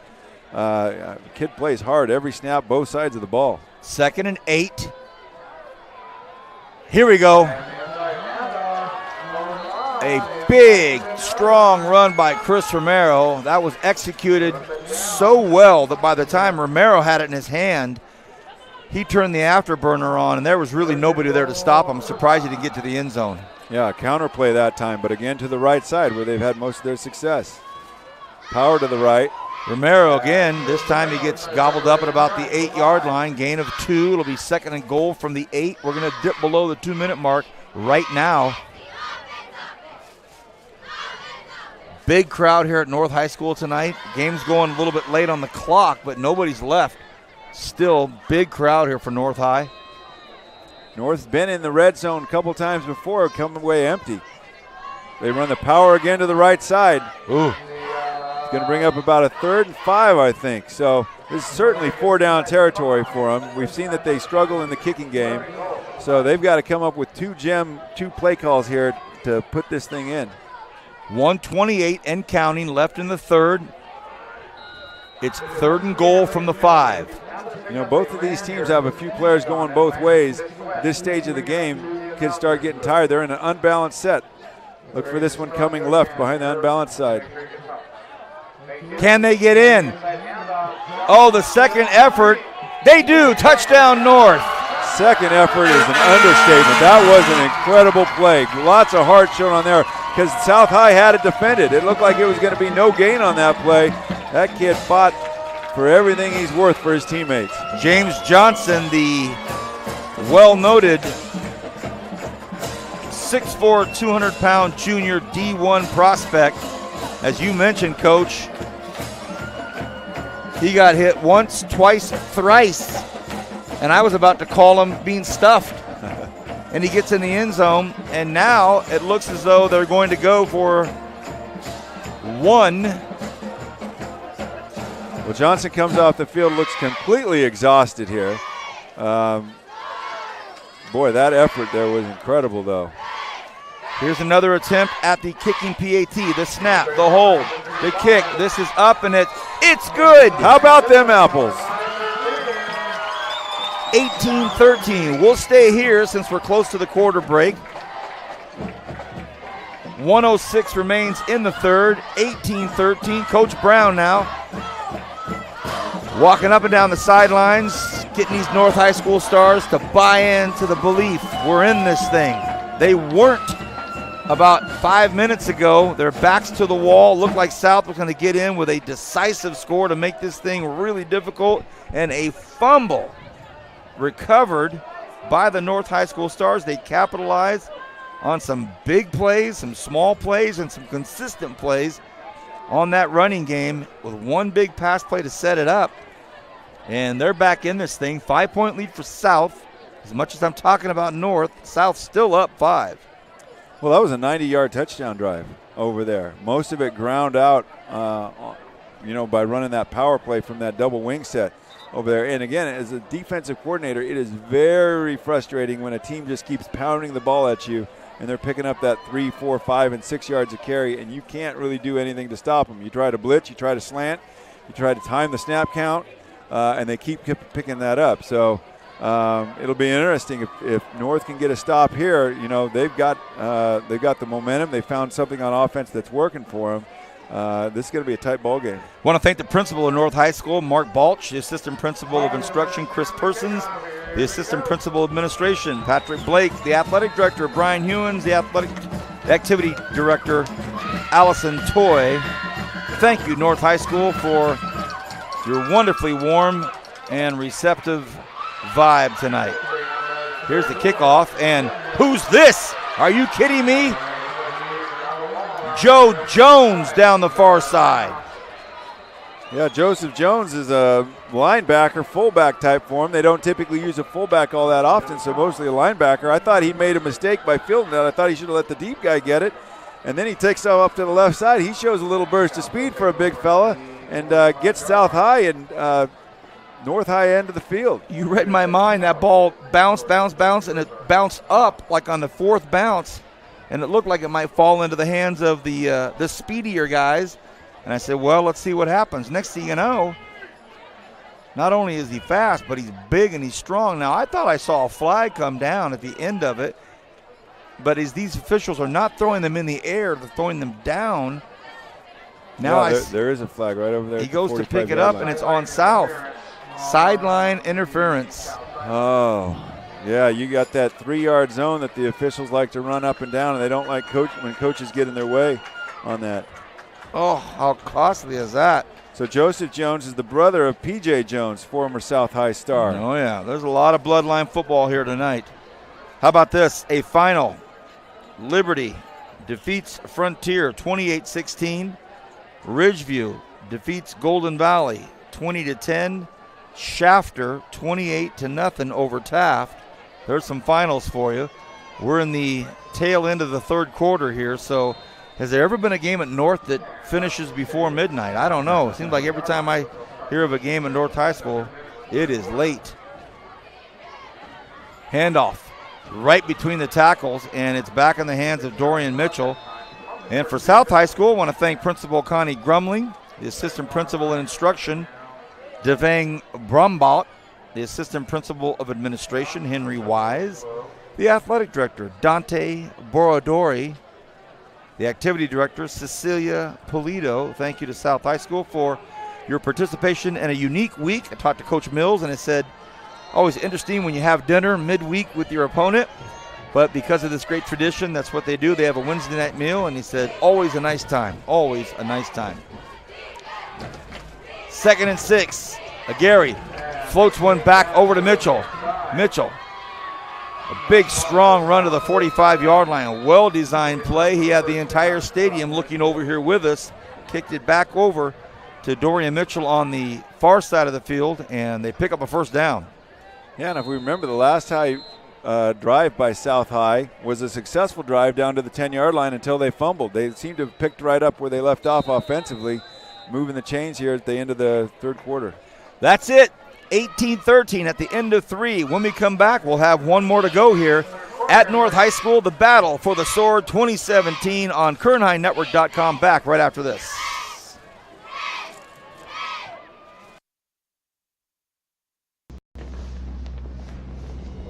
Every team trains hard. Every team prepares to win. But when U.S. Army soldiers take the field, it's best if the other guys don't bother showing up.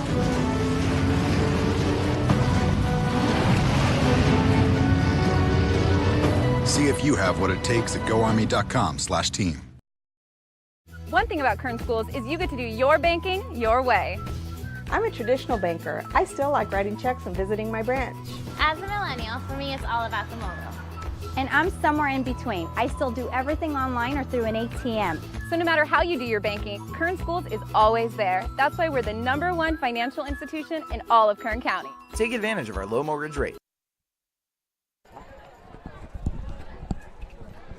Fourth quarter action here on KernHighNetwork.com live. Exclusive coverage of high school sports here in the Valley. Kern High School District bringing you tonight the long-standing tradition of North-South football. And as the fourth quarter starts, the strong defensive effort by the North High School Stars. How about that? Bailey Wilhelm, the 5'11", 250-pound junior. That front four for the North High School Stars pushed him back. Boy, he's got the physique of a guy like you'd like in your front and four. He said, he's and I'll like take my tank. towel back, thank you. He is. Big fella. He's nose guard right on top of that center. They're lucky to get that back to the line of scrimmage. 2nd and 10 as we're just underway here in the fourth quarter. Gary in trouble. They grab him the shoulder pads. He gets loose, throws across his body. Ooh, an ill-advised pass. And Coach Mills standing right next to him because by the time he rolled out to the right, he was standing near his sidelines, and that ball was almost picked off. Coach Mills said, no, no, no. Well, he had some guys open down there, but just couldn't get it to him. You know, again, running to his right, trying to throw across his body a little bit, very inaccurate. He did a good job avoiding that rush. There was 3 North High Stars there in the backfield pressuring him, but you've got to protect that football a little bit better. All right, North High is getting what they want. They've got a 3rd and long in this situation, hoping to capitalize and get the ball back. South High really doesn't seem to appear like they know exactly what to do on this play. 3rd and 10. Gary drops back, he's struggling to get some protection, and he is brought down at about the 37-yard line, and another player down. Man, we have seen a lot of guys hit the grass tonight and stay down there. This one's a tough kid, though. He popped up, Jeremiah Minifield. We've seen him take some big hits, and he's back up. Well, Coach, here you go. No man's land, 4th and 3. Ball to 37. I think if I'm South High, I'm going to punt and trust my defense here. I don't want to give North the ball right here. You punt it, they'd have to go 80-plus yards. Again, they may be just trying to draw them off sides. I wouldn't be surprised if they just called a timeout after a hard count. The officials time out, and they're going over to talk to James Johnson. James Johnson is just not feeling well, and might be a cramp. Yeah, He's been I think playing so. both ways most of the night. And as soon as the weather cools down, these kids stop drinking as much water, and these are always the weeks when you get the most cramps. You get these drastic drops in temperatures. You go from games that were in 94, 95-degree weather, all of a sudden it's in 77-degree weather. And you're right, they're thinking, hey, I'm not hot and sweaty and tired. Why drink water? Oops. Yeah, South High attempting the hard count. North High very disciplined, not biting on it. One thing I would say, though, just judging by the alignment, this North High corner was 10 yards off of the South High receiver, and you only got 2 or 3 yards to go for a first down. You throw a hitch out there, and you get to keep possession, keep that clock rolling. And instead, a timeout burned with 10:23 left in the fourth quarter. So now South High School down to 1 timeout. We are just kind of underway in the fourth quarter. Late start tonight. The JV game ended up in a 40-40 tie. And there were some injuries there too, and with homecoming and some other presentations running a little bit long in the tooth this evening. But hey, it's Friday night. Coach Rich Cornford up here with me this season, and he's had the advantage of being up high here all season long and watching these games from this vantage point. When we lose him to who knows where someday, he'll look back and say, it was that year up top with Vance Palm and Kyle Wiley and Tom Myers. I haven't been up in the booth since my Wasco days. It's a nice view from up here. You can see everything so much better than on the sidelines. Here we go, 4th and 3. Huge play in this football game. Gary takes the snap, drops back, fires down the sideline. A man wide open. It is caught, and if he stays in, and is he in? Yeah, the hands are up. The side judge, I'm still waiting for him to say that he didn't step out of bounds.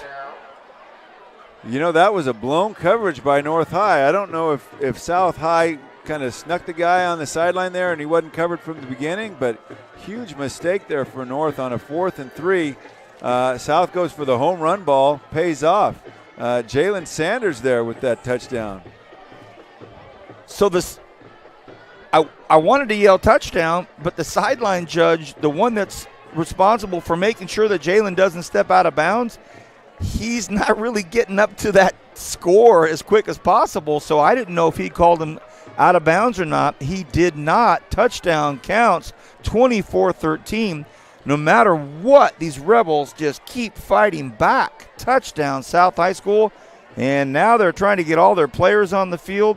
I must say, Rich, for a team that's leading this football game and for a team that's had some pretty bright moments tonight, there's also been some times where they just haven't had the personnel that they've needed for these point afters. Here we go. Gary, after all of that, hands the ball off to Mitchell, and that is another touchdown stuffed.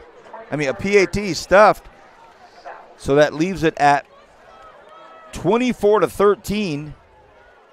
The Rebels have not converted on a PAT tonight, but they lead by 11 with 10:14 to go here in the fourth quarter. 2017 battle for the sword between North and South. Yeah, you go back to that 4th down call by Kerry Mills. Hitting the home run on 4th down. Again, hey, Kerry, we saw him. He's a relaxed kind of guy. He doesn't get too uptight about things, and, he's a gambler. Great play call right there. And the biggest play call of the game goes heavily in South High's favor right now. So North High, their offense, they're grinded out, but those drives take a while. And with 10-14 down 11 points here, surprising thing, though, I would say, their kicker looked halfway decent on that last extra point they kicked. So conceivably, you're a field goal and a touchdown with a 2-point conversion behind here. Whether that plays a factor or not, I don't know. But you do have a chance to kick a field goal if you're North High, judging by the last kick I saw. Rich, and noticed, and we've talked about this officials group tonight being very efficient, calling a really nice game. I see Alex Elidor on the 50-yard line down here below us, one of the grand poobahs of local officiating. Nice to see him down there, just kind of being a part of it. Bobbled at the 30, bobbled at the 26. Now he has to go down. And not a cleanly. Oh, they're going to call a late hit on this, huh? Well, I didn't see the hit there that they're calling. Well, that's Bob Williams, too, a veteran crew tonight. How about this? The West-East. So we have North-South tonight. We also have West-East going on. And West pulls off a 3-point victory, 22-19 over East. What a football game. We saw West High School a couple weeks ago, and they had some bright spots, and we've seen East this year as well. So the directional football games tonight proving to be some good ones. Yeah, Coach Derek Dunham over there at West High, they're moved to 4-2 right now. So that's exciting. I think they've got Ridgeview next week, so that should be a good football game. League play. Here we go, 1st and 10. 10-11 remains here in the fourth quarter. West wants to throw, fires, and it's too low. Flag on the play. Now the flags are starting to fly quite a bit, actually. And that's going to be on James Johnson now. Well, now North High has gotten out of their double wing set that was working for them, and I think it's just a time factor. They're back into their shotgun, which we saw earlier in the first half. And I don't think they're as comfortable in that as they are in the double wing. But time-wise, I think they've got to do something that they can maybe pick up more chunk yardage in a hurry. So 2 backs, shotgun set.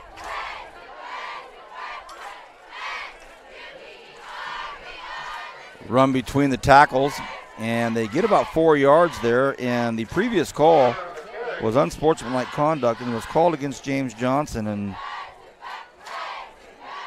yeah, James, we've seen him play really physical. He's just got to learn to tone it down a little bit. I mean, you love the aggressiveness, you love the fight that he's got in him, but you got to realize you cannot hurt your team by making penalties like that. 2nd and 16, West looking for some blocking in the backfield. They toss it out to the far side. It is caught, but a really nice open field tackle by Davion Williams. Want to thank Kern Schools Federal Credit Union for being with us since day one. Talk about day one. How about PAV Solar and Communication, Premier Lighting? United States Army jumped on board this year in a big, big partnership. Then, of course, we have Tony's Pizza and Raymond's Trophies. Tonight, Tony's Pizza Player of the Game. I'm glad that you have that 1%, Coach, because Kevin and I, who knows what we'll come up with our 33, but you have that 1 extra % for our Tony's Pizza Player of the Game. 3rd and 13, West in trouble, gets rid of it, but throws it out here. It's connected and it's caught. What a nice move and some good defense. Will they strip it? They're going to try. No, it's a completion. And nice job. Victor Boggs out there. Perfect timing on that route. Great pass. Bailey West, again, it made it look like he was going deep, sold out deep route, and then broke it off. Good tackle by the South High Rebels there in open space to not give him more than the 15 yards that he gained. 8:41 and counting in the 4th. North High School trails at home 13-24. An 11-point lead for the Rebels. West in motion, puts Minifield. The stall, the handoff. It's right in the middle of the football field. I don't know if I've seen a no-huddle offense with as many different variations as what North High has. You're right, Coach. I'm just trying to think of, as a quarterback, remembering which way to go on everything, and you don't have the luxury of being in a huddle and being able to, say the play and think about it a whole lot. So Bailey West, good job with memorizing a pretty big playbook. Now they go back out to the left side to Boggs, and he catches about a 3-yard reception. Again, brought down out there by Davion Williams. So chess match being played out in the ends for sure. 7:40 and counting. 3rd and 2, Coach. Bailey West really throws a tight spiral. It's fun to watch him spin that ball. Now they're back in their double wing, and for this 3rd and short, power right is my guess. They started at power right, but then the pitch reverse into the hands of Jeremiah Minifield, and the North Stars pick up the 1st down. Great call by Coach Brown right there. I think South High was thinking like I do. They're going to go to the well, to the power right, been their best play, and they ran the counter off of that very successfully for the 1st down. Staying in the double wing here. 1st and 10 now from the 26. Another run play. Yeah, that was the power right. And a successful play, picking up 5 yards, 7 minutes left on the clock. North High still has 2 timeouts left. So, the most important thing for them right now is to put points on the board this drive. Have to score. They're 2 scores down. They want to throw. He's flushed out of the pocket, tosses one into the end zone, and that's a touchdown. That is a beautiful, beautiful toss. Wow, I'm very impressed with Bailey West over there. His movement in the pocket and the tight spiral that he throws, that's a couple corner routes right now. We've seen him put the ball right on the money. Boy, North High needed that. Now they should be going for 2 here. And they are, and as you can see, Coach Brown was screaming for Bailey West. West had thrown the touchdown pass and run off to the sidelines, and he was over here by the water, and Coach Brown is yelling, "Let's go, Bailey, get out there." Yeah, he's spent all his time memorizing the playbook. He didn't realize that they needed the 2-point conversion here. Well, it'll be interesting to see if this play goes without either squad calling a timeout. I can't believe Coach Mills would call one to stop it here. But it's a big one. This is a big one. And they do not get in. What a play by South. Oh, boy. I'd like to see the sportsmanship right there. What a big, big tackle by Jalen Sanders. He read it all the way. They could not get it in. So now Had they put it in, it would have been a 3-point ball game, but it's now a 5-point ball game. But, Rich, let's accentuate the positives here for North High School. Move the ball quickly, score quickly, and a plethora of different plays, a lot of different options. They look good doing it, and they're within striking distance again. Yeah, that drive highlighted by the Bailey West touchdown. Again, they grind it out with that double wing look and then throw play action off of it. That's been successful for them. The question is, do they have enough time to do that again if they can get the ball back? It's going to be important for their special teams to come through here and try and hold South High deep in their own end zone. And, you know, if for South, if they can pick up 2-3 first downs, they could probably grind this clock out. But South is not really built as that kind of a team. They're a team that likes to throw the ball, likes to run the ball wide. So, you know, if I'm North High, I feel pretty good about my chances. Hey, Coach Norm Brown, one of the coaches that will stand and turn around and look back up at his coaching staff up here in the booth.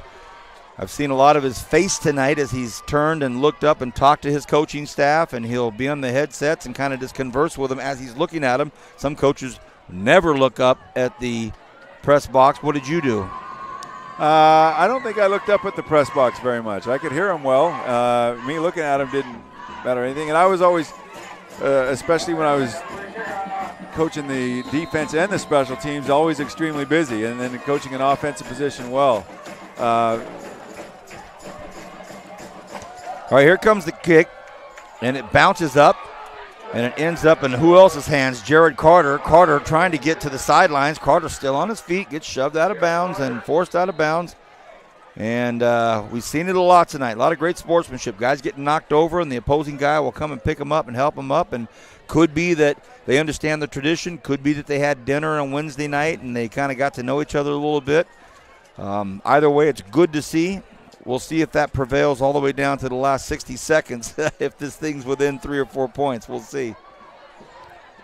6.5 to go in this fourth quarter. I'm Vance Palm. We've got Rich Cornford to my right, Kyle Wiley to his right, Kevin Willie to his right. The all-star crew and me. Keep an eye on James Johnson here. He's the right defensive end, looking to pressure the quarterback if it's a pass or stuff it if it's a run.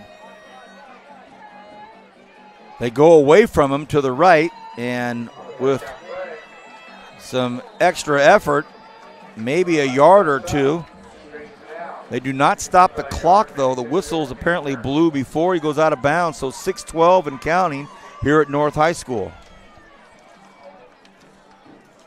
I want to thank Dr. Louis Amastoyakovich, otherwise known as Louis Amastoy, doing photography for the Kern High Network. No stranger to anyone here in the sports news journalism world in Kern County. We're so fortunate to have Louis down on the sidelines doing the work for us. Thank you, Louis. Bobbled! Oh, the ball bobbled on the shotgun. Fortunately, the handoff or toss off or push off, whatever you want to call it, to the running back. Oh, Coach, that's scary. Yeah, now South's in the unenviable position of a 3rd and long. You got 5.5 minutes left here. Do you throw the ball and risk stopping the clock? What are you thinking here? As a coach, I'm thinking, man, I want that first down. So, I think I would trust my quarterback and try to throw for it. We got a big cushion down here at the bottom. But throwing the ball that far and wide, you could end up giving up another pick six. Each team has a pick six tonight. 3rd and 8. Aguirre looks to throw, has a man open, and it's caught. It's Carter. Touchdown, South. Wow, Aguirre bought himself some time there. Carter slipped behind the defensive back there and was ultimately wide open. 4:55 remains in the fourth quarter. 30-19 the score right now. And Bryson Aguirre has not been a household name by any means because of the great quarterback that played in front of him for 3 years. And he's trying to notch his identity into the cognoscenti of South High School sports. And tonight he's starting to do it. Of all these talented running backs that he has at his disposal, he's also been doing a great job of running this offense. Here's the PAT. Oh, it looks crazy and scary, and it was Crazy exactly and that.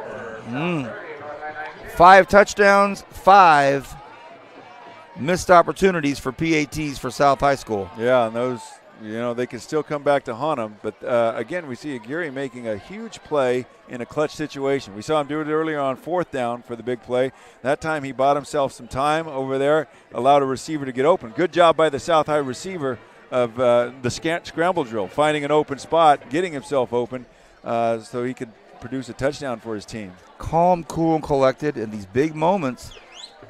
There are flashier players on that team, but right now the consistent play of Bryson Aguirre has done a great job of running that offense for the Rebels. And this has been such a well-played football game that, the last 4 minutes and 55 seconds, Coach, could come down to attrition, could come down to focus because of fatigue, emotions. This thing is not over. It's an 11-point game, 30-19, South up right now. North High has 2 timeouts. Here comes the kickoff. Bobbled, taken at the 20, and they have to go down on it. So the ball goes in the hands and out of the hands of all people, Justin Turner. I think it just basically, slipped out of his hands. And fortunately, it was caught back there by Minifield, but then he slipped. And so what could have been better field position, frankly, ends up being at about the 23-yard line, 22-yard line. Could have easily been the 32-yard line had they caught the kickoff. Yeah, and again, going back to Bryson Aguirre on that last scramble, he pointed up the field, telling his receiver where to go to get it open. So very heads-up football play by a very intelligent kid. Now North High forced again to try and score twice quickly. West wants to go down the field. He's got his man open, and that's caught. That's Boggs. He's still on his feet, 35-yard line. Never a doubt. He was going to one man the whole time, and they connected. 1st and 10, ball on the South 35-yard line, 4:42 to go in the 4th quarter. Wow, and Bailey West throws a beautiful deep ball. Right over there. Boy, this game is crazy exciting here in the 4th quarter. Both teams making play after play.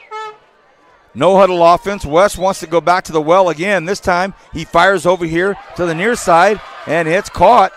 Nice open field tackle again by Williams. Williams starting to really impress our coach up here with his open field tackling prowess. That was caught by Minifield. Yeah, these South High defenders do a good job of tackling one-on-one, and not an easy thing to do. And we've seen a couple situations where North, if they break a tackle, could get a touchdown. West has 2 men open if he can get rid of it. Oh, he couldn't. Lost his balance there as he was doing his play-action fake there. Just lost his balance, couldn't get his feet underneath him. Dorian Mitchell came in and got a key sack. This public address announcer agrees with Coach Cornford. And you got to hand it to this very affable, fair-minded PA announcer, letting everybody in the stands know, even when the competitors and the visitors are having a good night. 3rd and 5. Boy, that snuck up on us, didn't it? 3rd and 5. Big cushion up top. Good protection. West is hit as he throws it, and it is who's got it? Well, if it was a tie, it's going to go to the offense, but I think the defender got there to pick it off before the offensive guy got it. Oh, they gave it to North High. That's why I asked. I thought I saw him come down with it. I thought I saw JJ come down with that football. Well, James Johnson has been battling all night. Both sides, we've seen him deal with cramps and other issues, but he found it in him one more time to save his team and give him second life. When they were up there on the way down, it looked like it was in his hands, and here comes North, and they're going to bust through and get it. Touchdown, Justin Turner, score, North High. Now they got to realize they got to go for 2 again in this situation. You want to be just down 3. But, boy, every time South High feels like, hey, they've got it, North High answers back. You got to love high school football, and you got to love the character that Coach Brown has built into his North High team to never quit and never give up. 30-25. As Coach just mentioned, with 3:21 left here in the 4th quarter. Now, if I'm North, I'm not going to get too fancy. I'm going to run that power play to the right. That's the play they just scored on. That's been their best play all night. You need this 2-point conversion. They go back with the counter. And this time they get in. And it gets in. Good play call again. Every time I think they're going to call power right, they go counter left. They fool me. They fool the South High defense. 30-27. Now it is a 3-point football game. 3:21 to go here in the fourth quarter. And I believe, Kyle, we're, and I'm not saying this facetiously, but I believe we're the only game going still, right? Okay, good. Good. All right, so as a coach right now, you're debating, do I onside kick this or do I kick it deep? The last series, my defense came through to third down and then gave up a home run. The series before that, you had them in fourth down and gave up a home run. So the defense hadn't ultimately stopped South High the last couple times. I'm kind of thinking, I think I would onside kick it. You don't have a kicker that kicks it especially deep anyway. So, I mean, if they get the ball at the 35 or the 45-yard line, what does that matter to me? I'm going to give myself a chance to recover this. Coaching staff with, as you're talking to me, I'm watching Coach Brown and his coaching staff, and I think he's got a really I'm guessing he has a really acceptable free-flowing information highway with his coaching staff. It looks like they're kind of getting into it, heated, but I know that he's just allowing all this information to come back and forth. Let's see what decision they've come up with. You heard Coach Cornford here give you the lowdown. So South High has nobody deeper than the 20-yard line, which I think is smart by them. If I'm North, I'm kicking it this direction. Hard up the middle, though. Oh, taking it at the 30 on a one-hopper, an incredible one-hopper. And tackled out of bounds, and it's going to be a late hit. And Joe Jones, again, this is the second time Joe Jones has taken a kickoff return. This time it was a burner off the grass. I mean, this was something that it was going to take Davey Concepcion to scoop that thing up. Well, again, good formation by South High. They had 4 guys at that mid-level there. They were able to pick up that ball, run it back to the 40. Then you get the penalty after that. Oh, boy. So, again, my point was, though, you onside kick that ball because you can't kick it deep very well. Worst case scenario, they get the ball at the 45-50 right now. I mean, they got the ball on your side of the midfield because of that penalty. Oh, a huge late hit call. And that ball would have been out, 42-yard line, 45-yard. Now all of a sudden it's at the 43 inside North High territory. 3:15 to go here in this fourth quarter.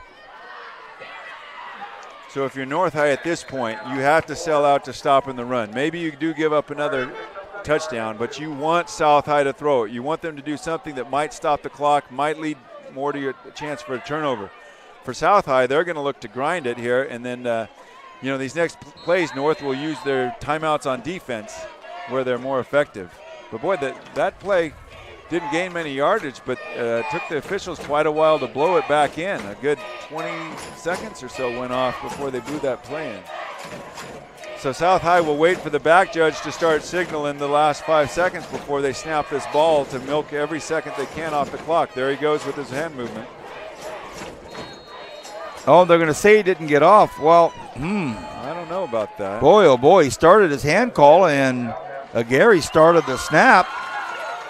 Yeah, you're supposed to do the last 5 seconds. I only saw his hand move once or twice. He gave 3 counts. And Gary did the snap, and boom, the flag came out. So, I'm with you, Coach. Thought it was supposed to be a 5-second warning. All right, well, Coach Brown, if they can get stops here, will be burning his timeouts after these next 2 plays. Ideally, they get the ball back with about 2 minutes on the clock. Gary wants to go to the air, does, incomplete. That's going to bring up 3rd and 15, so they tried to go for a big chunk of it on one play. They don't get it, so with 2:25 left in the fourth, the clock stops. South is up by 3, 30-27. Let's not forget, 5 touchdowns, 5 unsuccessful PATs. And now that leaves them with a 3-point lead. And we see Kerry Mills with his gambler mentality, throwing the ball in a situation where most guys would be content to just grind it out there. And kill that and run that clock. Kerry's got a 37-16 career record, which is pretty darn good, so we're not going to argue with him. They go back to the near side and stays in bounds, but only gets about 6 yards, so that's going to bring up 4th and 10. 4th and 10. And Coach Brown stopped the clock. Yep, he used the timeout. He's still got one left. So good scenario here for North High. 2:12 left. Their ball's going to be punted to them. They're likely to have about 80 yards to go with about 2 minutes left and one timeout. Exactly what you practice in your 2-minute offense every week.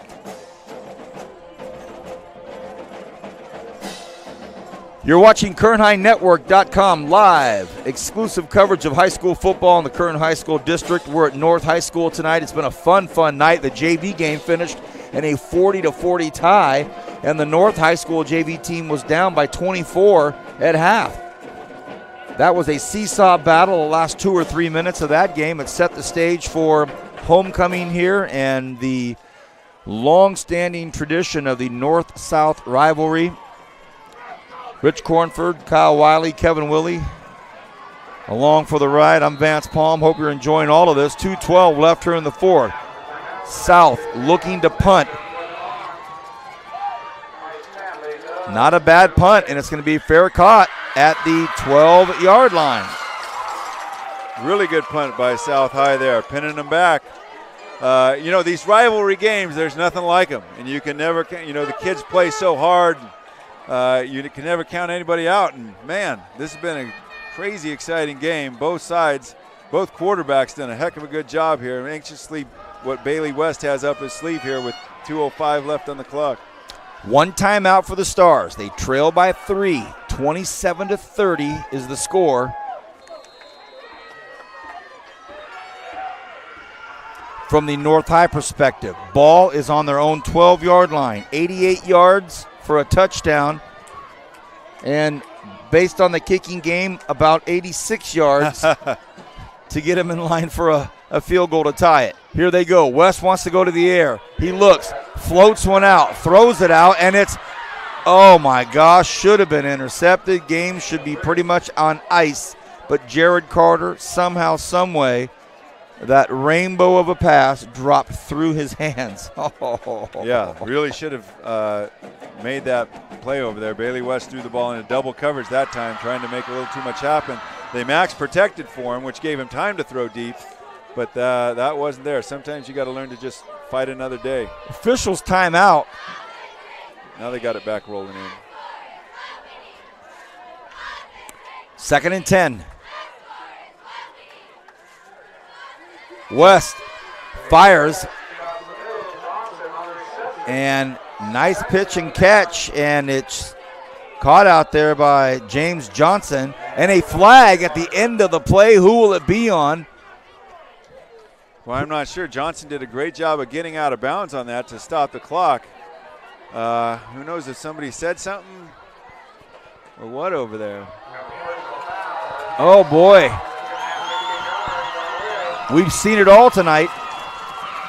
A personal foul called against South High School. That's on the far end of the field from us, so somebody took a little bit of an extra shot there late. Gives North High a first down. Oh, man. Of all the things you just don't want to have happen if you're South High School, it happens. 1st and 10. South High bringing the blitz. West rolls out of trouble, fires, throws, and it is incomplete.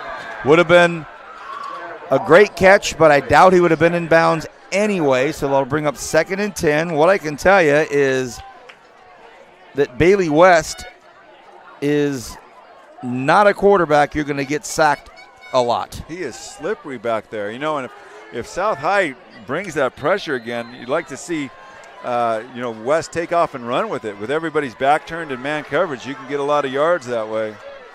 2nd and 10, rolls right, looks, wants to let go, decides he wants to run, cuts back up against the grain, should be a face mask, and the flag comes out. They got him. Yep. Oh, Alex on the bottom here. He saw that face mask too. That'll stop the clock for him. Good move, I think, by Norm Brown and his staff there, rolling Bailey West out, changing the launch point. And Rich, you got some veteran refs. When I say veteran, Bob Williams, Alex Edelor, I think it may be the 5-yard variety. I don't know if it was the full grab and yank.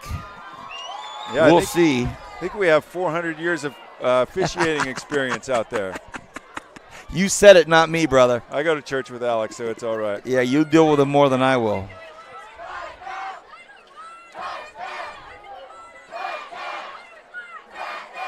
Oh, they're going to call holding. Holding on north, face mask on south, offsetting.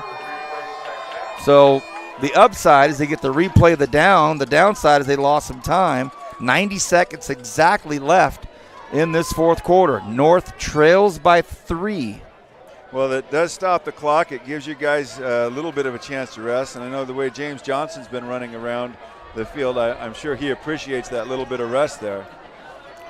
Well, James lined up in the right slot. Now they say go to the left. Now they're saying come back to the right. Now they're saying go to the left. Now he's down here as receiver. South has a safety playing over to his side over here, playing 20 yards off the ball. West, quick little fire out here to the near side, and he gets out of bounds at the 40-yard line. They're going to say that Romero got out of bounds at the 40. That'll bring up a 3rd and 5. Well, I really and like 5. That play call, too, by Coach Brown. He's not necessarily just going Hail Marys right now. He had 2 guys out there blocking, threw it to the back. The back was able to catch it, make some yards, and get out of bounds. So a lot of positive things on that play. Even though it wasn't a huge play, it was a positive play. Huge play here, 3rd and 4. 2-man route, double move. Now he wants to go downtown and incomplete. Well, the receiver was indecisive on his route. It clearly planned to be a double move. They max protected there, had 8 guys blocking. Coach Brown sprinting down the sidelines, taking off his headphones, vehemently lobbying for pass interference, and might have been a hold there. I know the guy, he broke on his out route and then all of a sudden seemed to stop. So I'm not sure if it was a hold that caused him to stop or not. Here it is, 4th and 4 from the 40.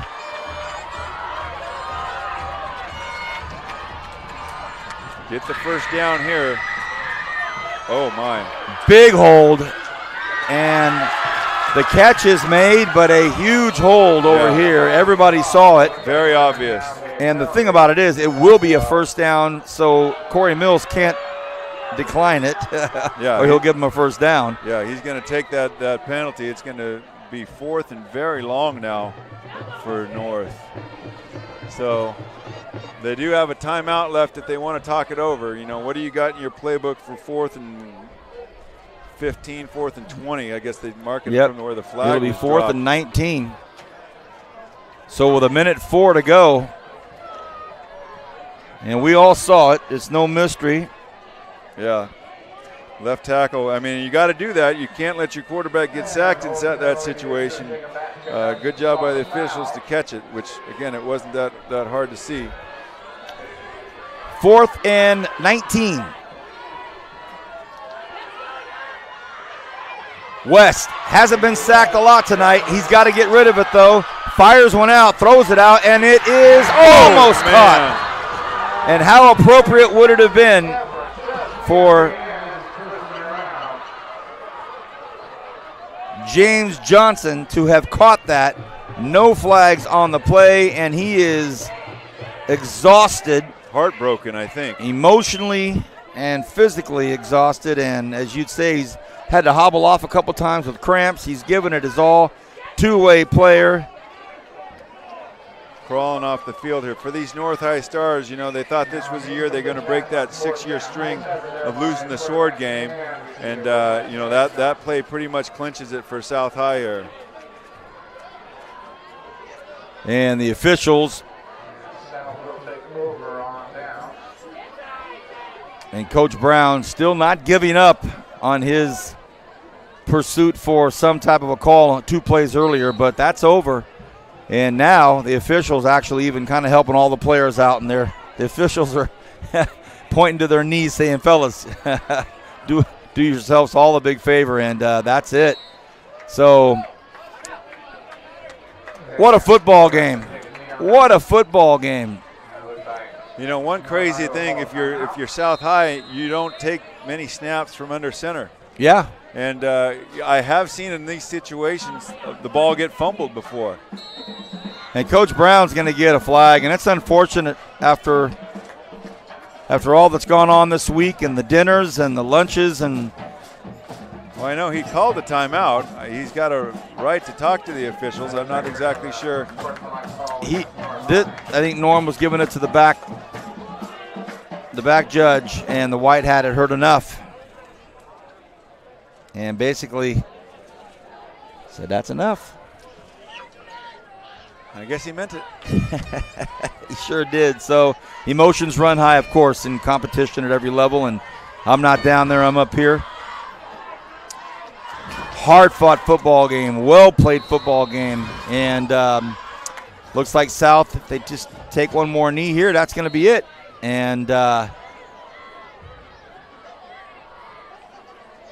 officials will probably take their time marking this ball, wait for it to get under 25 seconds so they don't have to snap it again. And that's going to do it. What a finish. What a finish. 30-27, and nice to hear this crowd giving both teams a nice big round of applause. So the end of Sword Week happens. Coach Brown, Coach Mills will do the familiar handshake. And there's been a lot of great sportsmanship all night long between these two teams, and a 30-27 win. Coach, your final thoughts on this game, and then we'll give out our Tony's Pizza Player of the Game. Well, again, everything you could ask for from a rivalry game. I mean, every time it seemed like South High might get a comfortable lead, North High came right back, made it very exciting. I thought both coaching staffs did an excellent job with their game plans. The kids played their hearts out. We saw a lot of good sportsmanship on both sides. It was in a tightly contested game. So very impressed with both sides. I think they both got a future, and they're both going to be teams to reckon with here. I'd like to thank Kern Schools Federal Credit Union, PAV Solar and Communications, Premier Lighting, Raymond's Trophies, United States Army, and of course, Tony's Pizza. And now the Tony's Pizza Player of the Game for the North-South Battle for the Sword 2017. Kevin Willie, your thoughts? All right, he's going to go with number 2, Dorian Mitchell, the power back, defensive back, kind of all-everything young man that's put this team in a great position to win tonight many times. And, Coach, I hate to do it to you, but I'm going to have to double whammy you. I'm also going to say, of all the players, and let me talk about Jared Carter for a moment. Bryson Aguirre had a great night. How about the unsung heroes of the defense and DeAndre Daniel? But I'm going to go with some chalk tonight in the overall body of work and say that Dorian Mitchell is also my choice for the Tony's Pizza Player of the Game. What say you? Well, I'm going to break from the tradition. Dorian Mitchell was great, but Bryson Aguirre made some couple plays there, field generaling in the fourth quarter. I was going to vote for him, but I certainly respect your choice of Dorian Mitchell there.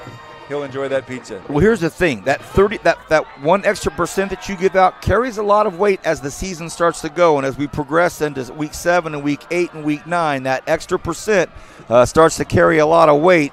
But tonight, when Kevin jumped on the number 2 bandwagon, I had to get on the bus and drive that baby just because I felt like Dorian's contribution all game long, some big runs, some big plays. Hey, we could have given it to 2 or 3 of these receivers that have made some big plays as well. So Tony's Pizza Player of the Game for you, Kyle, is going to be Mitchell to walk into that classroom at South High School next week. Coach, thanks for a great game tonight. Really enjoyed the call with you. I think it's you and I next week. Garces at Centennial. Your final thoughts before that game? Well, again, this might be the craziest high school football season I can remember, just because every game is unpredictable. There's no clear-cut, leader in any of the leagues right now, except for maybe Highland in this league. But, it's exciting football week in and week out. So I've just been loving this job over here, and I appreciate you guys having me on. It's fun to work with you, Vance. Seen some great high school football. Well, love it some more. Next week, Garces at Centennial for us. We're also going to have Independence Golden Valley, so that's going to be a lot of fun as well. For Kevin, for Kyle, for Rich, myself, Stan Green, everybody at the Kern High School District, great to have you with us tonight. A 30-27 win for the South High Rebels. They keep the sword. A beautiful night at North High School. Thank you to everybody here at North for giving us such a great time here this evening. Have a great weekend. Good night and God bless.